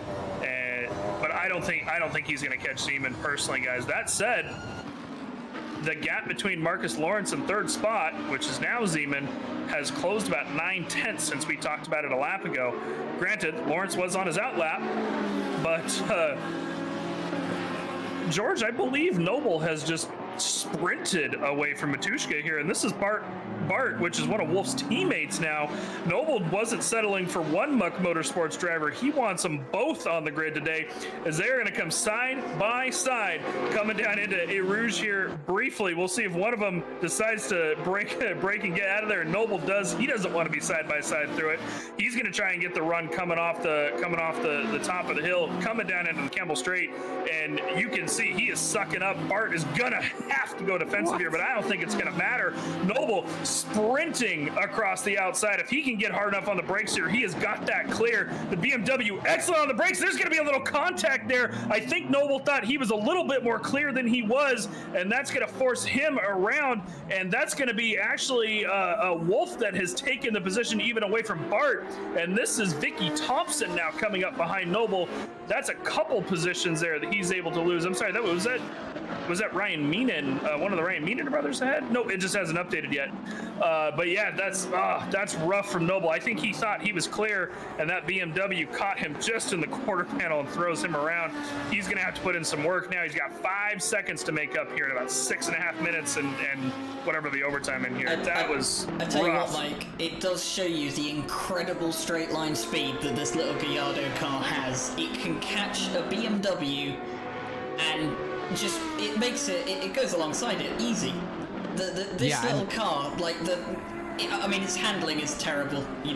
We have to be completely honest. The understeer in this car, if you've never driven this car, go out, drive it. You'll never complain about understeer ever again. But this little car, get it on the straights, low wing, it is an absolute missile. I mean, comparing it, like you said there, against something like the BMW, which is just one of the top-end cars here, insane, and to just go alongside, pull it out. But unfortunate to have a little bit of a contact there in the corner as well. But, we've got stewards to look into that and see what they feel was sort of worthy of that incident. To me, it looked like they were just racing hard. There's not much room for either driver really to go through the chicane and, move not being able to get stuck. So looking back at Lebrec here, who is coming up to, I believe, past Enslin in that gold Rex. Shout out to Alaric, is my lone surviving South African participant in the Invitational today. The others have all suffered the commentator's curse, so I will not be picking the South Africans again because I seem to curse them into the lobbies. George going against his own country here. Next thing you know, guys, he's going to be talking against the Porsches. Of course, at the moment, we are seeing the Porsche of Mikael Sundstrom in the pit lane. And as we were talking about earlier, he was only about 3.5 seconds behind Lebrecht when Lebrecht made his pit stop. So Sundstrom currently in his pit stall, just being released. Again, a very quick splash and dash just to get back out on the track. The very, very long pit lane, though, going to see where he shakes out. And now we have Random Callstein and Chris Huke fighting for what is currently 16th position. I'm actually glad to see Chris up in the 16th position in this Jag. That's really good to see. This should be an excellent fight between him and Claro, as these guys are all over the back of each other. Does the Jag have its hazards on at the moment? Because he's had it the whole race. Since the formation lap, he has had those on. So I saw someone in chat during the after we restarted, Ryan, saw someone in chat say, "Hey Chris, your Jag is winking at me." So Chris Zucker has the hazards on, just to tell people how slow the Jag actually is, that it is a mobile chicane on circuit. And, well, Random Callsign is kind of finding that at the moment, that he's catching up to the back of the Jaguar, but he can't quite find a way through. And just to keep you up to date, Sundstrom did come into the pit lane as we see Random Callsign get so close to the back of Chris Zucker, just slightly out of shape. And now he's got to catch back up to the Jag. Just onto my point of Sundstrom, he has come into the pit lane. He is out and into 5th place. Unfortunately, Sundstrom not going to be competing for a podium here today, but still 5th place is a solid job. Yeah, absolutely. It's unfortunate for him. You know, obviously he was definitely within reach of getting that podium position. We haven't seen him a lot on camera today, so he's just not been quite fighting. But I think perhaps he got caught up with some lap traffic at a time, probably lost a few seconds. Something to note, Ryan, that was actually across in chat. Apparently, Marcus Lawrence hit a wall one of these laps and lost about 8 seconds. So he is doing very well for even for that, as we're now watching Jardier, which is currently best of the meme class right now. Oh no, sorry. This is the best of the meme class fight. This is Vincent Erbich and Jardier, both in the V12 Astons, and this is going to be for our pseudo win position for our meme class today. These guys racing very closely. Of course, both of these drivers are what I would consider to be kind of super aliens, along with quite a few of the other guys in this split. These guys are very, very strong competitors, people that we see in the podium positions every single race fighting for the win. And Jardier all over the back of Vincent here. He's going to try and dip down the inside. He's actually going to get in the inside. Vincent got a little loose. That's going to get him down to the inside. He's going to actually probably get this move done. There he is. Slides back past Vincent, goes way wide. Can Vincent get the run coming down to the final straight here? Not quite. It looks like Jardier has even got the run. He's now gapped him by about maybe a couple car lengths, but Vincent will have that slipstream. And of course, we know, especially with these V12 Astons, the slipstream is going to be key, especially as they are alone on the track. Jardier losing the slipstream a bit, but up into 6th position, as I believe, if I'm not mistaken, Ryan, I heard leader on the final lap. Did I not? So this means one more lap for these guys. And that's going to solve this race, as Marcus Lawrence 2.5 seconds ahead out in first. Zeman, Lebrecht, Lopez, Sundstrom, and Jardier and Vincent Erbich, which we're seeing now, going to come down in through Eau for the final time through Spa with this 75-minute race. Jardier does have the run on Vincent at the moment. See if they can get up the hill. Of course, this car very unsettled in general. Vincent actually looks like he's got just a little bit of a run, and we'll see if he's able to slipstream up. It's still quite a few car lengths back. Don't think he's going to make it in time for the chicane. Jardier very good on the brakes, so we can see Vincent closing way up there. Not even a car length between them as they break into the first chicane. And Vincent going to be all over the back of Jardier here. And George, this is just some amazing racing here for our last lap. I don't know where we're going to go with this. Jardier and Vincent, both amazing racers. Yeah, there's just absolute intensity coming out all the way to the very end, and it's going to be pressure being built up, and it's all about just holding on to it, making sure Jardier plants his car in that safe position. That racing line does not need to necessarily be used if he needs to get defensive. You see that Ebrich is trying to obviously get himself closer down, but it's at this stage of the race, this is not a contest to really worry about. As we switch over to our leader and race winner, Marcus Lawrence, the number 29, will cross the line in his Mercedes to take the victory, followed up by Zeman in his Audi and Lebrec in the Lamborghini, my bad, will cross over the line. Finally, Lopez in 4th place in his Aston Martin, as Sandstrom in that beautifully colored Porsche will come across in 5th place, the number 899. Jardier, our battle that we were watching earlier, will hold on to the victory for the meme class, and of course what looks like 6th position overall. It's just a bus stop to navigate. He does it precisely and crosses the line as our victor in his V12 Aston Martin, followed up by Ebrich in 7th place, also 2nd place in the Mini cars. Steven Wust, the number 11, will cross in 8th place. And then we've got Zanella crossing in 9th in his Ferrari. 10th place will go to James Parker, the number 44 for the Coach Dave Academy. And unfortunately for James, did have an early incident, but managed to secure the top 10. Just outside of that running order would be Cormac Ryan Meenan, the number 13 Porsche. A great race coming out. The Porsche driver will take 11th place home. And of course then Ulf Matuszka in his Rex will cross in 12th position. Mike Noble will hold down for 13th. Vicky Thompson in the BMW will cross in 14th place. And yeah, Bart, actually, I just noticed, George, he lost a couple more positions since that little incident. He fell down to 15th. Looks like Vicky Thompson took him over as well.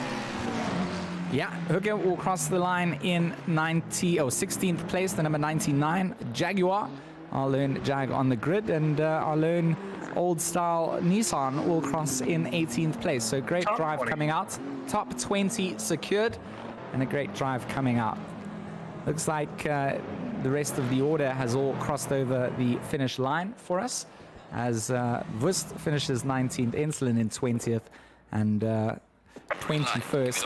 Oh, everything going to change around there right at the end. But yeah, a great race coming out. Ryan, what did you think?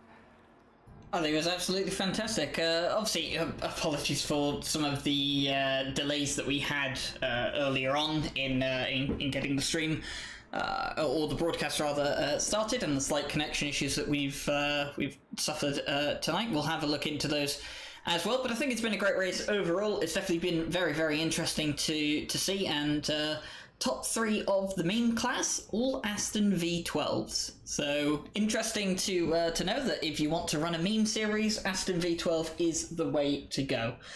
But apart from that, Mike, do you have any closing thoughts?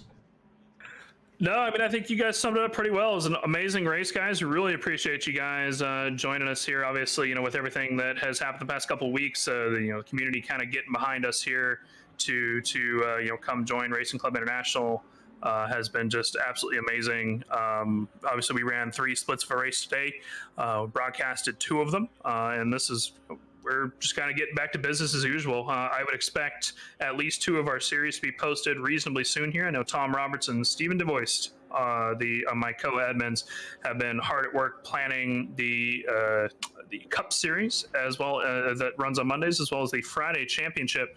And then, of course, I head up the Night Owl stuff on the weekends, and that will be coming shortly after that, rather, because soonly isn't a word. But yeah, guys, we really appreciate all this, and it's an amazing race today. Thank you to all the drivers and all the staff here that has helped us put in the work and get this going over the past couple of weeks. Yeah, I think it's. I also just wanted to say a massive shout out to everyone. Thanks for the support. It's been great to get back into doing some commentary here, and there's plenty of events to still to come. So if you haven't joined up on the Discord side of life, of course, make sure to join the Racing Club International Discord. Plenty of events, well-organized place to just sort of follow and plan what you want to get involved in. And I'm just excited for the future of all the events to come. So yeah, a couple of technical difficulties here from our end, but that is something that we did foresee the whole reason of having a test championship and a welcome back type of thing was to just iron out all the kinks and just finalize what we want to do. But it was great to have everybody here and all our drivers participating. To my South African drivers that also came through, I know that there were some issues on their ends, but Mike, I appreciate you for allowing that space to, invite some new names that we haven't really been able to have in these splits. Yeah, of course. I mean, that's what we're here for. We want to make sure everybody gets a chance to race, and it's always glad to see new and old drivers back with us. Obviously, a lot of drivers in here that have raced with us in the past, a lot of drivers in here that haven't, and that's what everybody's welcome to.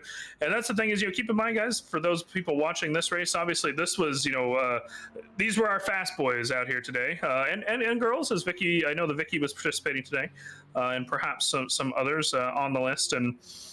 We do have other splits as well. Like you said, we ran a pro and an AM split as well today. And of course, we usually, for single events like this, I generally try to run 4 splits at least. And we have some rookie stuff that happens as well for even the newer drivers, even in the AM drivers. So jump onto the Discord, come join us, and it'll be fun. Yeah, so thank you very much to Mike Jones and George Smith for joining me here in the commentary box tonight. We will be back fairly soon, actually. I'm not 100% sure when the next broadcast is, but it will be fairly soon. And we aim to, and we aim to have some championships up and running as soon as possible. But from everyone at RCI here tonight, from ourselves, the broadcasting team, from the second broadcasting team, from the stewards to the admins, to everyone involved in RCI, thank you and enjoy the rest of your evening.